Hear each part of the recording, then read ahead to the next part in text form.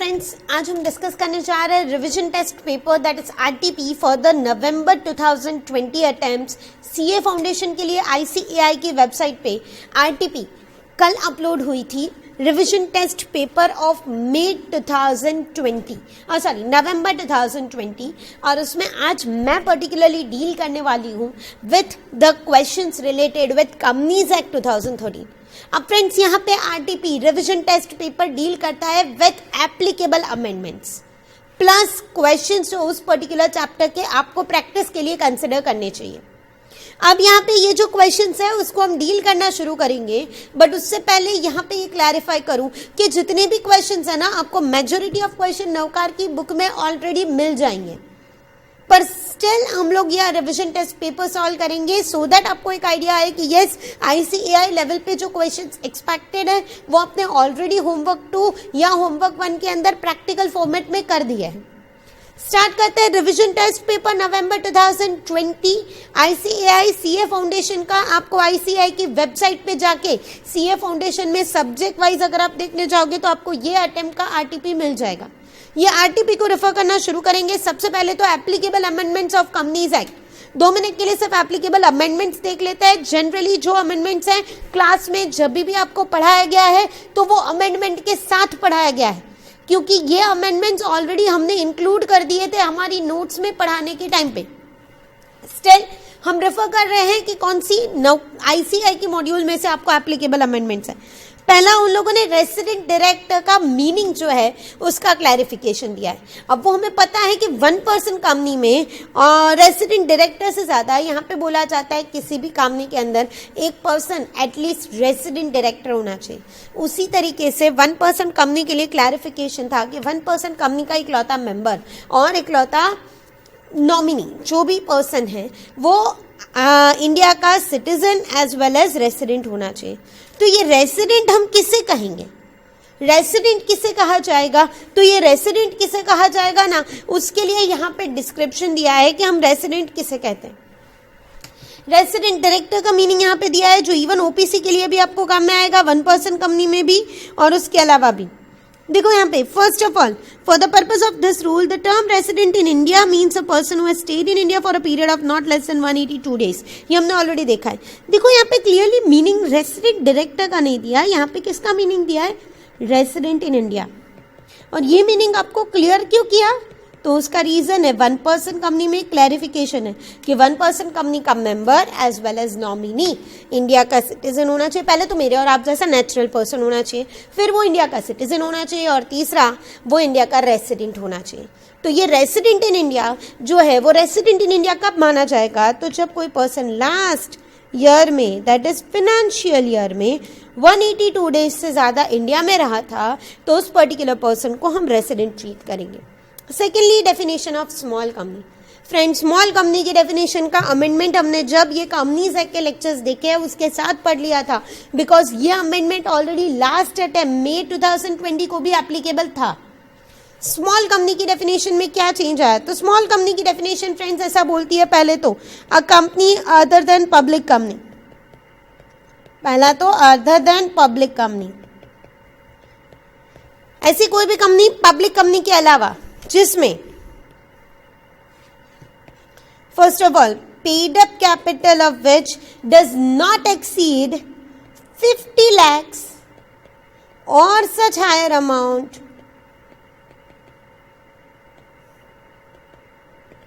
as may be prescribed। अगर paid up capital है वो 50 lakhs या such higher amount as may be prescribed, उससे ज्यादा नहीं है। अभी के लिए कितनी है, 50 लाख। फ्यूचर में अगर गवर्नमेंट चाहे तो उससे ज्यादा अमाउंट प्रिस्क्राइब कर सकता है, yes, but as may be prescribe which shall not exceed, ऐसा कुछ हमने पढ़ा था। विच शेल नॉट एक्सीड मतलब गवर्नमेंट हायर अमाउंट प्रिस्क्राइब करके भी किससे ज्यादा प्रेस्क्राइब नहीं करता। तो पहले था it was considered as 5 crores, now the amount is changed to 10 crores। ये एक चेंज यहाँ पे है। एंड सेकेंड आता था turnover of company does not exceed 2 crore और such higher amount as may be prescribed which shall not exceed 20 crores। पहले क्या था, 2 करोड़, अभी के लिए कितना है, 2 करोड़, बट फ्यूचर में ये अमाउंट हायर हो सकती है, बट हायर होके भी कितनी हो सकती है? 20 करोड़। ये पहले था, अब कितना हो गया? तो 100 करोड़। अभी के लिए तो कहाँ कोई लिमिट में चेंज आया? नहीं, अभी तो 50 लाख से 50 लाख या उससे कम पेड अप कैपिटल हो, 2 करोड़ या उससे कम टर्नओवर हो, और अगर कोई प्राइवेट कंपनी है, ये तीनों कंडीशन सेटिस्फाई हो जाए। 3 कंडीशन चाहिए। पहली, it should be a private company, that is other than public company. दूसरी, पेड अप कैपिटल 50 लाख से ज्यादा नहीं, टर्नओवर 2 करोड़ से ज्यादा नहीं।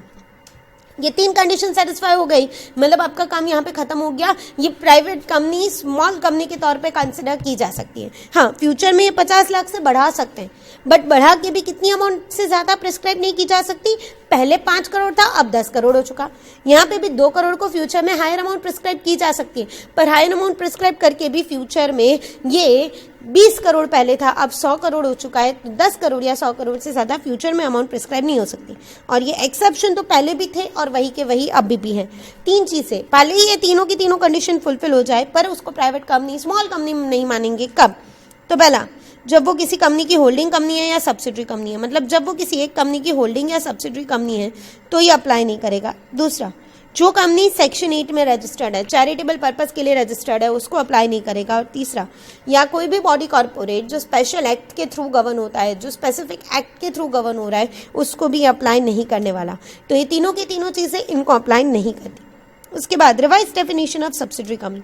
फ्रेंड्स, सब्सिडरी कंपनी की डेफिनेशन में पहले आता था कि it was considered as holding a control, और कंट्रोल के अंदर हम शेयर कैपिटल लिखा था, जो बहुत पहले से अमेंड हो चुका है कि किसी एक कंपनी का अगर दूसरी कंपनी में, यहाँ पे अमेंडमेंट ये अप्लाई होता था कि अगर कंट्रोल और I can say voting power 50% से बढ़ जाए। पहले ये शेयर कैपिटल था, और शेयर कैपिटल होता तो हम इक्विटी प्रेफरेंस दोनों कंसिडर करते, पर now the word is replaced with voting power. मतलब अब हम किसको कंसिडर करेंगे? सिर्फ इक्विटी शेयर। याद हो तो आपको जितने भी क्वेश्चंस हमने होल्डिंग सब्सिडरी के सॉल्व करवाए थे प्रैक्टिकल, उसमें मैंने क्लियरली बोला हुआ था कि होल्डिंग और सब्सिडरी रिलेशन कंसिडर करने के लिए आप टोटल शेयर कैपिटल को कंसिडर नहीं करोगे, सिर्फ किसको कंसिडर करोगे? इक्विटी को। क्यों? तो ये अमेंडमेंट पहले भी आ चुका था। अगर ये अमेंडमेंट नहीं आया होता तो हम क्या कंसिडर कर लेते? Total share capital. Total share capital मतलब equity as well as preference. But अब सब्सिडरी रिलेशन के लिए जो कंट्रोल है, वो कंट्रोल वर्ड रिप्लेस कहां से हो चुका है?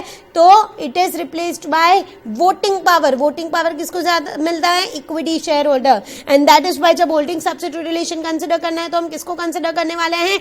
इक्विटी शेयर्स को, प्रेफरेंस शेयर्स को कंसिडर नहीं करेंगे। होल्डिंग सब्सिडरी रिलेशन डिसाइड करने में इक्विटी शेयर्स कंसिडर होंगे, not considered as preference shares और टोटल शेयर्स। देखते हैं subsidiary company in relation to any other company, that is से होल्डिंग कंपनी। मतलब होल्डिंग कंपनी के रिलेशन में सब्सिडरी कंपनी इसे कहते हैं जिसमें holding company board of director का कंपोजिशन कंट्रोल करता है। अब बोर्ड ऑफ डायरेक्टर का कंपोजिशन कंट्रोल करना मतलब क्या? तो 50% से ज्यादा बोर्ड ऑफ डायरेक्टर को अगर किसी एक कंपनी की, मान लो ए लिमिटेड है और बी लिमिटेड है, बी लिमिटेड के 50% या उससे ज्यादा डायरेक्टर्स ए लिमिटेड की इंस्ट्रक्शन से अपॉइंट किए जाते हैं, रिमूव किए जाते हैं या काम कर रहे हैं, तो एक लेवल पे composition of board of director को एक कंट्रोल कर रहा है, वो मान लिया जाएगा। और ये पहला ग्राउंडेड क्राइटेरिया हुआ होल्डिंग सब्सिडरी रिलेशन क्रिएट करने का।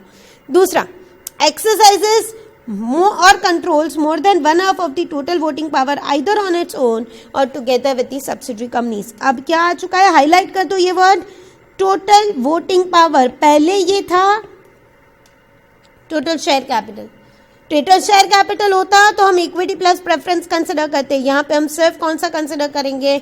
इक्विटी। एंड आपको अगर डाउट हो कि मैम अगर कन्वर्टेबल प्रेफरेंस शेयर्स है तो उसका कन्वर्टेबल पोर्शन गिनना है या नहीं, तो भी answer is no.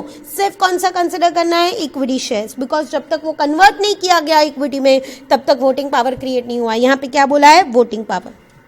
Provided such class of holding company shall not have 2 layers beyond layers subsidiary as may be prescribe. ये मैंने लेयर्स के बारे में बताया था। ए टू बी पहला layer direct subsidiary, B to C दूसरा layer indirect subsidiary of A, तब तक का लेयर हो सकता है। बट अगर सी का इन्वेस्टमेंट डी में है तो ए के लिए D will not be considered as subsidiary. 2 layers तक की सब्सिडरी चलेगी, वो 2 लेयर्स तक की सब्सिडरी यहाँ पे अलाउड है। यहाँ पे लिखा है such numbers as may be prescribed, और एज मे बी प्रिस्क्राइब्ड में कितने प्रिस्क्राइब्ड है? तो 2।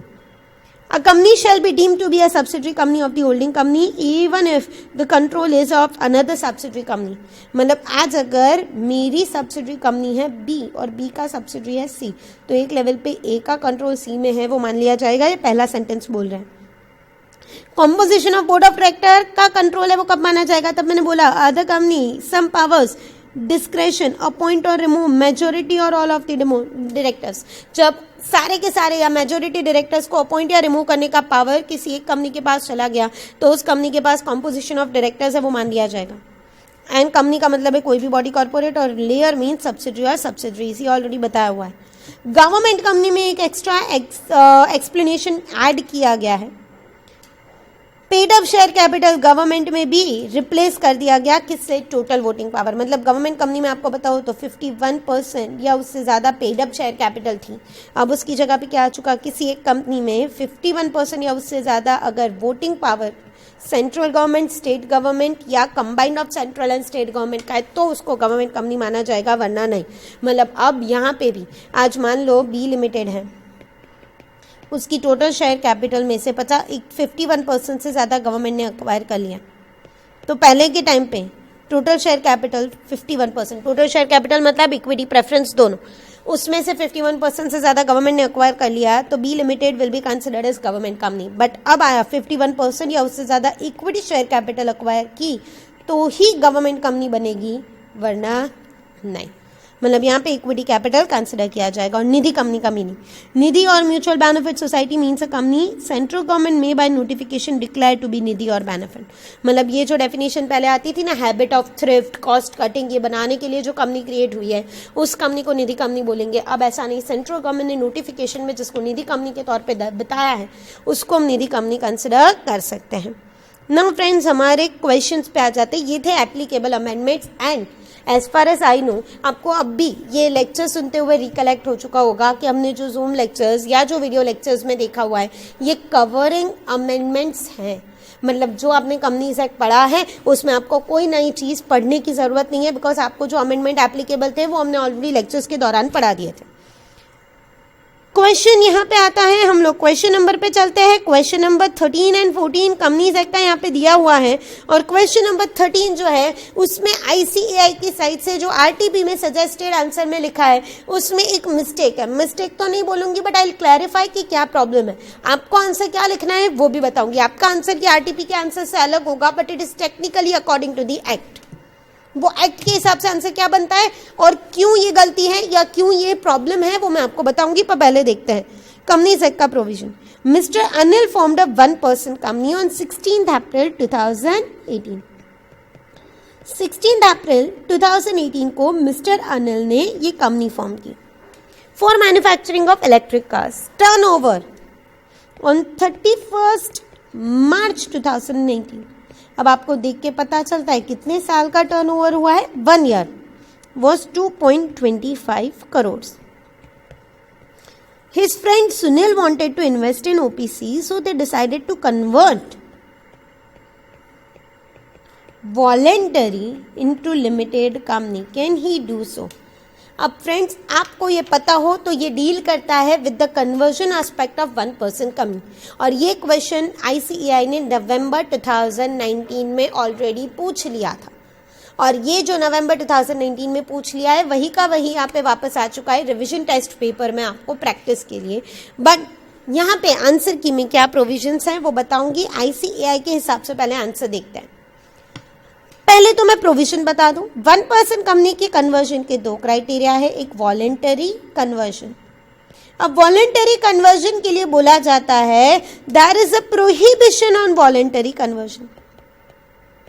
There is a prohibition on voluntary conversion.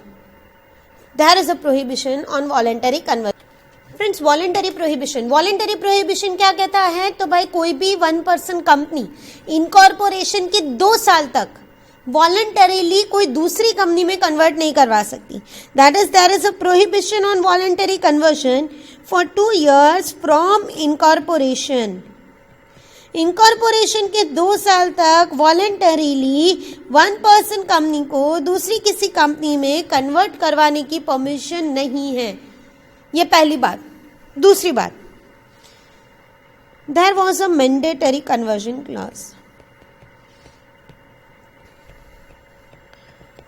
अब आईसीएआई की साइड से क्या आंसर है और क्यों ये आंसर है वो जस्टिफाई करूंगी, प्लस कानून के हिसाब से क्या आंसर एक्चुअली आना चाहिए वो यहाँ पे जस्टिफाई करता है। मैंडेटरी कन्वर्जन का क्लॉज कहता है कि अगर कोई 1% कंपनी है, उस 1% कंपनी का ये पर्टिकुलर 2 साल के दौरान या उसके बाद कभी भी पेड अप कैपिटल 50 लाख से बढ़ गई, या अब ध्यान से वर्ड देखना, average annual turnover of relevant period, ये आईसीएआई की मॉड्यूल के वर्ड्स है, average annual turnover of relevant period 2 crore से बढ़ गया तो उस कंपनी को कंपलसरी कन्वर्ट करवाना पड़ेगा into other type of company like private company with 2 members और पब्लिक कंपनी। अब ये जो 2 करोड़ से ज्यादा पेड अप कैपिटल बढ़ गई है, ये कब की बात है, सॉरी टर्नओवर बढ़ गया है, वो कब की बात है, average annual turnover of relevant period. अब क्या हुआ है फ्रेंड्स, आईसीएआई ने ये relevant period, average annual turnover मतलब एवरेज, अब कितने टाइम पीरियड का एवरेज ढूंढना वो आईसीएआई के मॉड्यूल में मेंशन नहीं किया। इसीलिए आंसर में जब आरटीपी का आंसर है या लास्ट नवंबर 2019 का आंसर था, उसके सजेस्टेड में उन लोगों ने रिलेवेंट पीरियड को आईसीएआई के मॉड्यूल में डिफाइन नहीं किया है। उसकी वजह से उन्होंने पहले ही साल का टर्नओवर अगर 2.25 हो गया मतलब 2 करोड़ से बढ़ गया, बट वो तो एक ही साल का हुआ, कहाँ एवरेज निकला, और रिलेवेंट पीरियड उन्होंने कंसिडर नहीं किया क्योंकि मॉड्यूल में नहीं दिया था। इसीलिए उन्होंने सिर्फ ये गिन के लिख दिया कि 2 करोड़ से ज्यादा टर्नओवर बढ़ चुका है तो कन्वर्जन हो सकता है। बट जबकि मैं देखने जाऊं ना आईसीएआई की जगह एक्चुअली कंपनीज एक्ट, जो आपको इंटर में भी पढ़ाया जाएगा, इंटर में इसका आंसर आता है, ये question actually inter CA level का है। एक्चुअल कंपनीज एक्ट में रूल 6 है जो 1% कंपनी के लिए मैंडेटरी कन्वर्जन में ये रिलेवेंट पीरियड को बताता है, which says 3 years। Relevant period is 3 years, मतलब कहना इससे 3 साल का एवरेज टर्नओवर अगर 2 करोड़ से बढ़ा तो कंपलसरी कन्वर्ट करवाना पड़ेगा यहाँ पे कंपनी को। अगर मैं देखने जाऊं तो देखो पहला साल है, उसके अंदर वॉलंटरी कन्वर्जन तो पॉसिबल ही नहीं है, प्रोहिबिशन है इनकॉर्पोरेशन के 2 साल तक, और मैंडेटरी कन्वर्जन में भी 3 साल का एवरेज टर्नओवर 2 करोड़ से बढ़ा नहीं है। इसकी वजह से इसका वॉलंटरीली अपनी मर्जी से कन्वर्ट करना भी पॉसिबल नहीं, मैंडेटरी कन्वर्जन भी पॉसिबल नहीं। एक्ट कंपनीज एक्ट के हिसाब से अगर रिलेवेंट पीरियड की डेफिनेशन को कंसिडर करूं 3 years, तो आंसर हमारा होना चाहिए कि नो द 1% कंपनी। तो द आंसर फ्रेंड्स यहाँ पे बनता है कि answer is no. Actually according to companies act अगर रूल्स के साथ वो रिलेवेंट पीरियड को कंसिडर किया जाए तो 3 साल के हिसाब से एवरेज एनुअल टर्नओवर जो है वो 2 करोड़ से ज्यादा नहीं है, बिकॉज यहाँ पे सबसे पहला ईयर चल रहा है। जब तक 3 साल खत्म नहीं होते तब तक मैंडेटरी कन्वर्जन का ये वाला प्रोविजन अप्लाई नहीं करेगा। बट हाँ, अगर मैं बात करने जाऊंगी यहाँ पे according to the module, relevant period उन्होंने बताया नहीं है, तो 1 साल के अंदर जो यहाँ पे प्रोविजन बताया उस हिसाब से आंसर देखा जाए तो yes it can be converted. But आप एक्चुअल कंपनीज एक्ट के हिसाब से आंसर लिखोगे, मॉड्यूल वाला नहीं लिखोगे तो भी चलेगा। और मैं यहाँ पे एडवाइस करूंगी कि rather than writing the answer from the suggested answers, I say कि आप कंपनीज एक्ट के हिसाब से आंसर लिखो। कंपनीज एक्ट बोलता है एवरेज एनुअल टर्नओवर 3 साल का देखने का, तो आपको 3 साल का देखने का। हम कंपनीज एक्ट को, कानून को फॉलो करेंगे, not the answers. Companies act बोलता है 3 साल का एवरेज, तो यहाँ पे हम कंसिडर भी क्या करने वाले हैं, 3 साल के एवरेज प्रोविजंस को। फ्रेंड्स उसी के आगे यहाँ पे अगर मैं बात करने जाऊं, सेकंड क्वेश्चन जो हमारा कंपनीज एक्ट के रिलेटेड है, that is a theory question. Theory question, और थियरी क्वेश्चन में क्या पूछा है, तो explain clearly the doctrine of indoor management as applicable in cases of companies registered under Companies Act and situations जहां पे हम इंडोर मैनेजमेंट के अंदर रिलीफ क्लेम नहीं कर सकते। फ्रेंड्स पहली बात तो इंडोर मैनेजमेंट क्या कहता है, तो इंडोर मैनेजमेंट की बात की जाती है कि जब कोई पर्सन कंपनी से डील कर रहा है तो उसने कंपनी का मेमोरेंडम आर्टिकल्स पढ़ा है वो मान लिया जाएगा। कि भाई उसने कंपनी के साथ डील करने के टाइम पे वो कंपनी के मेमोरेंडम और आर्टिकल्स को एकदम ठीक से पढ़ा है. But as far as the internal proceedings are concerned, internal management is concerned, the other person is entitled to assume कि everything has been done regularly. मतलब मेमोरेंडम आर्टिकल्स में जो लिखा है उसको वो चेक कर सकता है, पर जब इंटरनल मैनेजमेंट की कोई बात आती है जिसको वो खुद चेक नहीं कर सकता because of the confidentiality matter, उसके लिए वो ये अज्यूम कर सकता है कि जो मुझे बताई गई चीजें हैं वो सच है. एंड इसीलिए उस पर्टिकुलर सिनारियो में जो उसको ये अज्यूम कर लिया है कि मैंने जो यहाँ पे देखा है वो internal management, internal proceedings are done regularly. अगर कोई जगह पे कॉन्ट्रैक्ट में मेमोरेंडम आर्टिकल्स की कंडीशन को पूरा किया गया था बट मेमोरेंडम आर्टिकल्स के प्रोविजन का ब्रीच हो रहा है because of some internal irregularity, तो इंटरनल इरेगुलरिटी की वजह से अगर मेमोरेंडम आर्टिकल्स के या कोई प्रोविजन का ब्रीच होता है तो उसके लिए थर्ड पार्टी जिम्मेदार नहीं है, वो थर्ड पार्टी प्रोटेक्शन क्लेम कर सकती है. डॉक्ट्रिन ऑफ इंडोर मैनेजमेंट किसके फेवर में काम कर रहा है फ्रेंड्स? तो थर्ड पार्टी के फेवर में.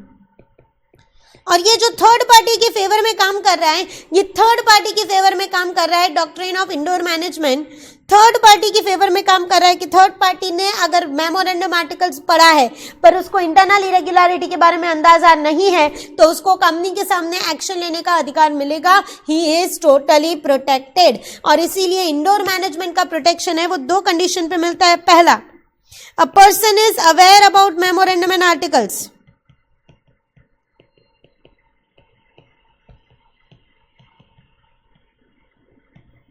But a person is not aware about internal irregularity. उसको ये internal irregularity के बारे में पता नहीं. जैसे कि एग्जाम्पल दूं, आज मेमोरेंडम में ये लिखा है कि किसी भी कंपनी के बिहाफ पे पैसा बोरो करने का पावर उसके डायरेक्टर्स का है. तो कंपनी का memorandum articles public document, company के डायरेक्टर्स का नाम पब्लिक डॉक्यूमेंट. तो जब मैं कंपनी के साथ डील कर रही हूँ उस टाइम पे मैं ये चेक कर सकती हूँ कि मैं डायरेक्टर को कंपनी के बिहाफ पे लोन दे रही हूँ या नहीं. बट अगर कंपनी के आर्टिकल्स में ऐसा लिखा होता कि कंपनी के बिहाफ पे पैसा बोरो करने का पावर डायरेक्टर्स का है, अगर डायरेक्टर शेयर होल्डर की परमिशन ले तो, या अगर डायरेक्टर बाकी के बोर्ड ऑफ डायरेक्टर्स की परमिशन ले तो शेयर होल्डर्स की मीटिंग में या बोर्ड ऑफ डायरेक्टर्स की मीटिंग में क्या डिस्कस हुआ, क्या डिसाइड हुआ, वो कॉन्फिडेंशियल मैटर है. Meetings are considered as the matter जहां पे आप कोई चेक नहीं कर सकते हो कि कोई जगह पे यहां पे क्या हुआ है. तो उस सिचुएशन में आई कैन से कोई भी जगह पे कंपनीज एक्ट के रिलेटेड मैटर की बात करने चाहे तो इट इज कंसिडर्ड एज कि कोई matter third party internal irregularity के बारे में यहाँ पे चेक नहीं कर पाएगा कि शेयर होल्डर की परमिशन लिया नहीं, और इसीलिए वो अज्यूम कर लेगा कि डायरेक्टर मेरे पास से अगर पैसा बोरो करने के लिए आया है तो उसने शेयर होल्डर की परमिशन ली होगी तभी आया होगा, और अगर शेयर होल्डर की परमिशन ली है तब भी वो डायरेक्टर मेरे पास से पैसा बोरो करने के लिए आया है. तो उस सिचुएशन में आई कैन से कि यहाँ पे ये शेयर होल्डर की परमिशन ली है तभी वो पैसा बोरो करने के लिए आया है, ये मैंने अज्यूम कर लिया और उसके बेसिस पे मैंने लोन दे दी, तो आई एम टोटली प्रोटेक्टेड, क्योंकि ये इंटरनल मैनेजमेंट की मैटर थी जिसको मैं चेक नहीं कर सकती थी. अब यहाँ पे पूछा है सर्कमस्टेंसेस जहाँ पे doctrine of indoor management apply नहीं करेगा, मतलब इंडोर मैनेजमेंट का प्रोटेक्शन नहीं मिलेगा. कब नहीं मिलेगा? तो जब पहला, किसी पर्सन को मेमोरेंडम आर्टिकल्स का ही पता नहीं है. अगर मेमोरेंडम आर्टिकल्स का ही नहीं पता तो कंस्ट्रक्टिव नोटिस बोलता है आप खुद लायबल हो, आपको पता होना चाहिए था मेमोरेंडम आर्टिकल्स का. सेकेंड, किसी को इरेगुलरिटी के बारे में पता था. आज अगर मैं कोई बाहर की पर्सन हूँ तो मुझे ये नहीं पता होगा कि शेयर होल्डर की परमिशन मिली या नहीं, या बोर्ड ऑफ डायरेक्टर्स की परमिशन मिली या नहीं. पर अगर मैं कंपनी की खुद की इंटरनल पर्सन हूँ तो मेरे को तो पता ही है कि बोर्ड ऑफ डायरेक्टर या शेयर होल्डर की परमिशन मिली है या नहीं मिली है, और इसीलिए I am already aware about the irregularity. Still अगर मैं जानते हुए कंपनी को लोन दे रही हूँ तो मुझे ये प्रोटेक्शन मिल सकता नहीं है. थर्ड बोलता है इवन अगर सस्पिशन है आपको इरेगुलरिटी का तो भी यहाँ पे आपके लिए ये प्रोटेक्शन अवेलेबल नहीं है. एंड फोर्थ बोलता है कि अगर कोई जगह पे डॉक्यूमेंट में फोर्जरी हुई, आप कोई भी जगह पे कोई पर्सन कितना भी गुड फेथ में देखे, फोर्जरी किसी की सिग्नेचर गलत कर दी तो सिग्नेचर गलत करने की वजह से कभी कोई प्रोटेक्शन किसी को अवेलेबल होता नहीं है. अब ये दोनों आंसर्स को मॉड्यूल में या सॉरी आरडीपी में जो दिया है उससे एक बार रेफर कर ले. पहले question number 13, as per the provision of sub-rule 3 of company's rules, OPC cannot convert voluntarily into any kind unless 2 years have elapsed from the date of incorporation. इन लोगों ने एक जगह पे रूल्स को देखा है, दूसरी जगह पे नहीं देखा. paid up share capital except threshold limit of paid up capital is increased beyond 50 lakh और average annual turnover. हाईलाइट करते हैं ना आप average annual turnover of the relevant period, और ये रिलेवेंट पीरियड कितना है, तो relevant period is 3 years. In the instant case, Mr. Anil formed an OPC on 16th April and its turnover for financial year ended 31st March. Even though 2 years have not expired from the date of incorporation, since his average annual turnover of the period starting exceeded 2 crores, Anil can convert the OPC into a private limited company along with Sunil.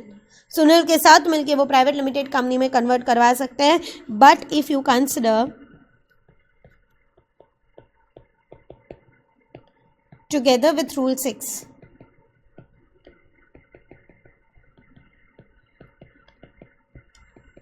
average annual turnover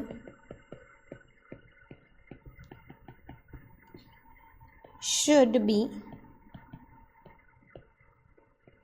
calculated for 3 years which has not elapsed, and therefore it cannot be converted even mandatorily. Voluntary तो वैसे भी नहीं हो सकता, mandatory भी नहीं हो सकता. और doctrine of indoor management, according to doctrine of indoor management, the outsiders dealing with the company though are supposed to have satisfied themselves regarding the competence of company to enter into the proposed contracts are also entitled to assume that as far as internal proceedings are concerned, everything has been done properly. They are bound to examine the registered documents of company and ensure that proposed dealing is not inconsistent therewith, but are not bound to do more. They are fully entitled to presume regularity and compliance with the internal procedures, memorandum and articles. The doctrine is a limitation called doctrine of constructive notice. अगर आपको memorandum articles का ही पता नहीं है तो constructive notice के अंदर यहाँ पे आपकी liability create नहीं होगी. Secondly, in popularly known as Rule 8 in Royal British Bank versus Turquoise, this also protects the outsiders against company.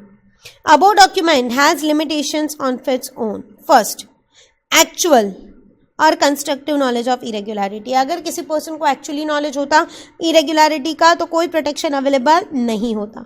Second, अगर कोई जगह पे किसी को इवन सस्पिशन है, नेग्लिजेंस, तो भी यहाँ पे कोई प्रोटेक्शन नहीं है. थर्ड पार्टी की साइड से वो एकदम अवेयर है, उसने सारी प्रोसीजर्स परफेक्टली फॉलो की है तो उसको प्रोटेक्शन मिलेगा, अदरवाइज कोई प्रोटेक्शन उसको नहीं मिलता. And another one, The doctrine of indoor management applies only to irregularities जिसकी ट्रांजेक्शन पे इफेक्ट हो, पर फोर्जरी को अप्लाई नहीं होता, बिकॉज फोर्जरी मतलब किसी की गलत सिग्नेचर कर देना, कभी कोई प्रोटेक्शन अवेलेबल नहीं है. ठीक है, यहाँ पे ये जो हमारे आरटीपी के कंपनीज एक्ट के रिलेटेड डिस्कशन था वो खत्म हो रहा है. Friends, thank you so much. Good morning students, I am Jyoti Sachdev Choksi, a professor at Navkar Institute and Navkar Digital Institute. और ICI वालों ने अभी recently RTP for November 20 launch किया है. आज हम उसमें लॉ का पार्ट जो है वो देखेंगे और उसमें specifically we are starting with the contract act. Okay, so RTP November 20 हम सॉल्व कर रहे हैं, उसमें कॉन्ट्रैक्ट एक्ट के क्वेश्चंस अभी हम स्टार्ट कर रहे हैं. So first question we are starting with, सबसे पहले क्वेश्चन रीड कर लेते हैं, उसके बाद will understand the concept. Practical question दिया है. First one, X entered into a contract with Y to supply him 1000 water bottles at 5 per water bottle to be delivered at a specified time. Thereafter, X contract with Z for the purchase of the water bottle at 4.5 per water bottle and the same time told Z that he did so for the purpose of performing his contract entered into with Y. ठीक है, तो यहाँ पे सबसे पहले X ने Y के साथ कॉन्ट्रैक्ट किया है कि मैं आपको वाटर बॉटल सप्लाई करूंगा, कितने रुपीज़ में, 5 रुपीज़ पर वाटर बॉटल. कितनी वाटर बॉटल्स, 1000. और फिर उसने क्या किया, Z के साथ कॉन्ट्रैक्ट किया कि मैं आपसे परचेज कर रहा हूँ 1000 वाटर बॉटल एट 4.5. और मैं आपसे क्यों परचेज कर रहा हूँ, क्योंकि आगे मुझे यही वाटर बॉटल Y को सेल करनी है. ये लाइन बहुत इंपॉर्टेंट है. So he at the same time told Z, मतलब उसने Z को बता दिया है कि मैं आगे ये बॉटल सेल करने वाला हूं, किसको, Y को. Now Z failed to perform his contract in due course and the market price of water bottle on that day was 5.25. Z failed to perform मतलब अब पार्टी ने क्या कर दिया भाई, ब्रीच कर दिया. उसको वाटर बॉटल सप्लाई करनी थी पर उसने वाटर बॉटल सप्लाई नहीं की. और अगर कोई पार्टी ब्रीच कर रही है और उसकी वजह से दूसरी पार्टी सफ़र कर रही है तो उन्होंने जितना भी सफ़र किया, उनको जितना भी लॉस हुआ, उसके लिए उनको डैमेजेस पे करने पड़ेंगे। तो मार्केट प्राइस कितना दिया है, देखो इनिशियल प्राइस इज 5, परचेज करने का अग्रीमेंट हुआ है 4.5, और अगर मार्केट प्राइस उस टाइम पे कितनी अवेलेबल है 5.25। Consequently x could not procure any water bottle and रिसाइंडेड the contract. तो एक्स मार्केट में से परचेज नहीं कर पाया और फिर उसने कॉन्ट्रैक्ट को क्या कर दिया, कैंसिल। और हमको क्या पूछा है, सबसे पहले वो देखना है, calculate the amount of damages which x could claim from Z. मतलब अब एक्स जेड से कितने अमाउंट ऑफ डैमेजेस डिमांड कर सकता है। What would be your answer if Z had not informed about the wise contract. मतलब अगर x ने जेड को वाई वाले कॉन्ट्रैक्ट में नहीं बताया होता, वाई वाले कॉन्ट्रैक्ट के बारे में, तो क्या होता, तो क्या आंसर सेम रहता या चेंज होता, वो हमको बताना पड़ेगा। And explain with reference to the provision of Indian contract act 1872। और प्रोविजन आपको पता चल गया कौन सा एप्लीकेबल होगा, ब्रीच, और ब्रीच में भी कौन सा आएगा, डैमेजेस। ओके, अब फर्स्ट क्वेश्चन को हम लोग एग्जाम्पल फॉर्म में कन्वर्ट करते हैं और उसको समझने का ट्राई करते हैं। ठीक है, तो मैंने आपके लिए बेसिक एग्जाम्पल यहाँ पे क्रिएट किया है। जो क्वेश्चन में दिया है सेम इन्फॉर्मेशन हमने यहाँ पे लिखी है। तो एक्स ने पहले वाई के साथ कॉन्ट्रैक्ट किया कि मैं आपको 1000 बॉटल सेल करूंगा एट ₹5, और फिर उसने जेड के साथ कॉन्ट्रैक्ट किया कि मैं आपसे 1000 बॉटल्स बाय करूंगा एट ₹4.5। ठीक है, तो यहाँ पे उसका एस्टिमेटेड प्रॉफिट है, कितना एस्टिमेटेड प्रॉफिट है, that is the difference between 5 and 4.5। वो खरीदने वाला कितने में है, तो 4.5, और बेचने वाला कितने में है, तो ₹5 में। तो कितना प्रॉफिट हो गया उसका, 0.5 इंटू 1000 बॉटल्स कितना हो गया, 500। तो 500 रुपीज है ना, that is considered to be a special damage. कौन सा डैमेज है, स्पेशल डैमेज। और ये याद रखना, ये मैंने ऑलरेडी आपको पावर पॉइंट में भी पढ़ा हुआ है, बेसिक लेक्चर्स में भी पढ़ा है कि स्पेशल डैमेज के बारे में अगर आपने पहले से पार्टी को बता दिया था, अगर उस चीज के बारे में पहले से नोटिस दिया हुआ है तो ही आपको मिलेगा, वरना आपको नहीं मिलेगा। ठीक है, और जेड ने 4.5 पे बोला था सप्लाई करूंगा, पर उसने सप्लाई नहीं की, और उसी पॉइंट ऑफ टाइम पे उन्हीं बॉटल्स की मार्केट प्राइस कितनी है, तो 5.25 है। तो डिफरेंस बिटवीन 4.5 एंड 5.25, अगर आप थोड़ा सोचो तो ये क्या है भाई, difference between market price and contract price. तो ये कौन से टाइप का डैमेज हुआ, it is a ordinary damage.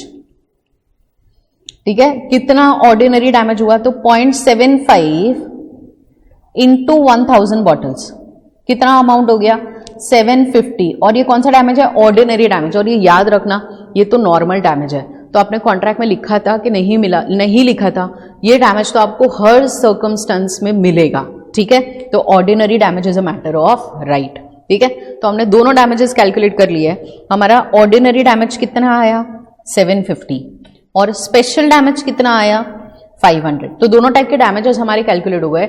अब हम डिसाइड करेंगे पार्टी को कितना डैमेज मिलेगा। ठीक है, तो पहले आपको पूछा है कि एक्स को एक्स जेड से कितना अमाउंट रिकवर कर सकता है, और क्वेश्चन में इंफॉर्मेशन दिया हुआ है कि एक्स ने जेड को अपने वाई वाले कॉन्ट्रैक्ट के बारे में बता दिया है। ठीक है, so in first situation Z has the notice of the contract entered into with Y. ठीक है, तो मतलब इस सिचुएशन में ऑर्डिनरी डैमेज तो मिलेगा ही मिलेगा, उसके साथ साथ स्पेशल डैमेज भी उसको मिलेगा। तो फर्स्ट सिचुएशन में क्या होगा, he will get the amount of ordinary damage that is 750 plus special damage, because the situation is already communicated to Z. तो टोटल डैमेज कितना मिलेगा, 1250। इसका करेक्शन आप आरटीबी में कर लेना, ये बहुत टाइम से ये वहां पे मिस्टेक है, वहां पे सिर्फ लिखा है स्पेशल डैमेज मांग सकता है, गलत है। ऑर्डिनरी डैमेज तो हर सिचुएशन में मिलेगा। ठीक है, सो आंसर वुड बी 1250। और दूसरा फिर आपसे क्वेश्चन पूछा है कि अगर एक्स ने जेड को, सेकेंड सिचुएशन में जहां पे जेड को एक्स ने वाई वाले कॉन्ट्रैक्ट के बारे में नहीं बताया है। ठीक है, तो यहाँ पे जो स्पेशल सर्कमस्टेंस है उसके बारे में पार्टी को कम्युनिकेट नहीं किया, तो सेकेंड सिचुएशन में क्या होगा, स्पेशल डैमेज आप नहीं मांग सकते बिकॉज आपने नोटिस नहीं दिया, पर ऑर्डिनरी डैमेज मांगने का तो राइट आपके पास है। तो सेकेंड सिचुएशन में आंसर क्या रहेगा, सेकेंड सिचुएशन में ऑर्डिनरी डैमेज कितना है, 750। तो वी कैन डिमांड ओनली 750। इस सिचुएशन में हम स्पेशल डैमेज डिमांड नहीं कर सकते, तो टोटल कितना डैमेज डिमांड कर पाओगे, तो 750।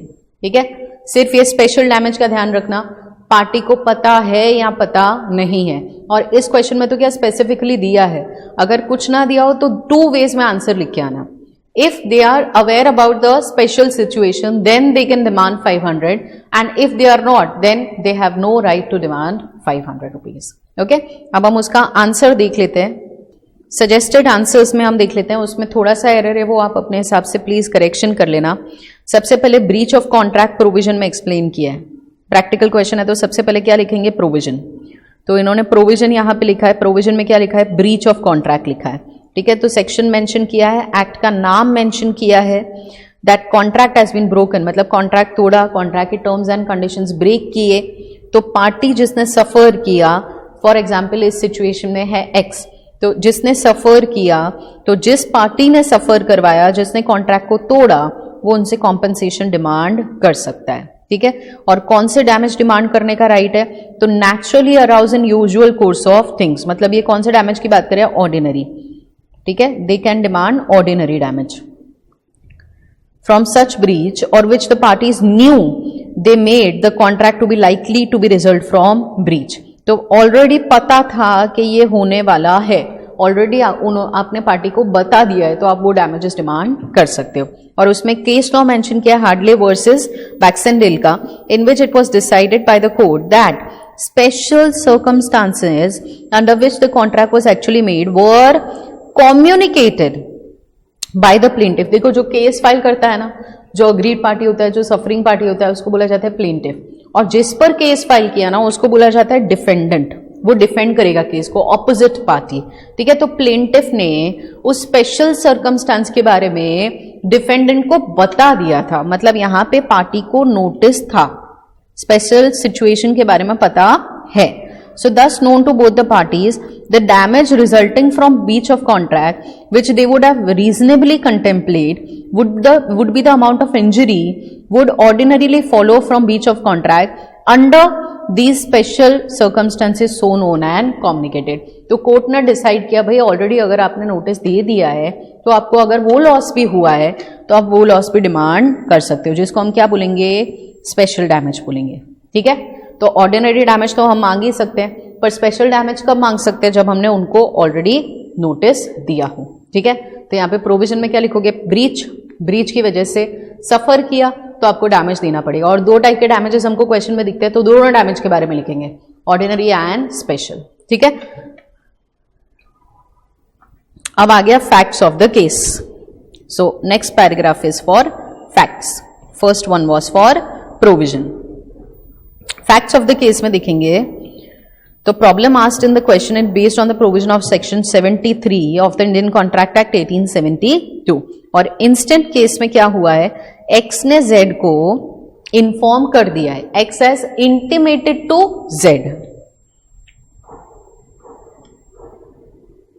क्या लिखा है यहां पे, X had intimated to Z.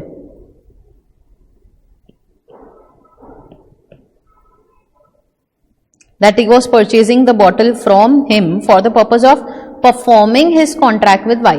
तो उसने बता दिया मैं आपसे क्यों खरीद रहा हूं, बिकॉज आगे जाके मैं Y को सेल करने वाला हूं। Thus Z had the knowledge of the special circumstances। अब मुझे बताओ, नॉलेज है मतलब स्पेशल डैमेज तो मिलेगा, तो स्पेशल डैमेज कितना, 500, वो डिमांड कर सकता है। So therefore X is entitled to claim from Z कितना, 500, that is 0.5, difference between 5 and 4.5 estimated profit at 1000, so it comes to 500. So that is the difference between the procuring price, that is a purchase price, and the selling price, being the amount of profit that X would have made by the performance of his contract। अगर Z ने breach नहीं किया होता तो X perform करता तो उसको 500 रुपए का प्रॉफिट होता, उस ब्रीच की वजह से उसको 500 रुपए का प्रॉफिट नहीं हुआ, तो वो डिमांड कर सकता है। ठीक है, सेकेंड केस में if X had not informed Z, मतलब उसको Z को Y वाले कॉन्ट्रैक्ट में नहीं बताया था, तो फिर डैमेजेस कौन से होते, ordinary, that is difference between contract price and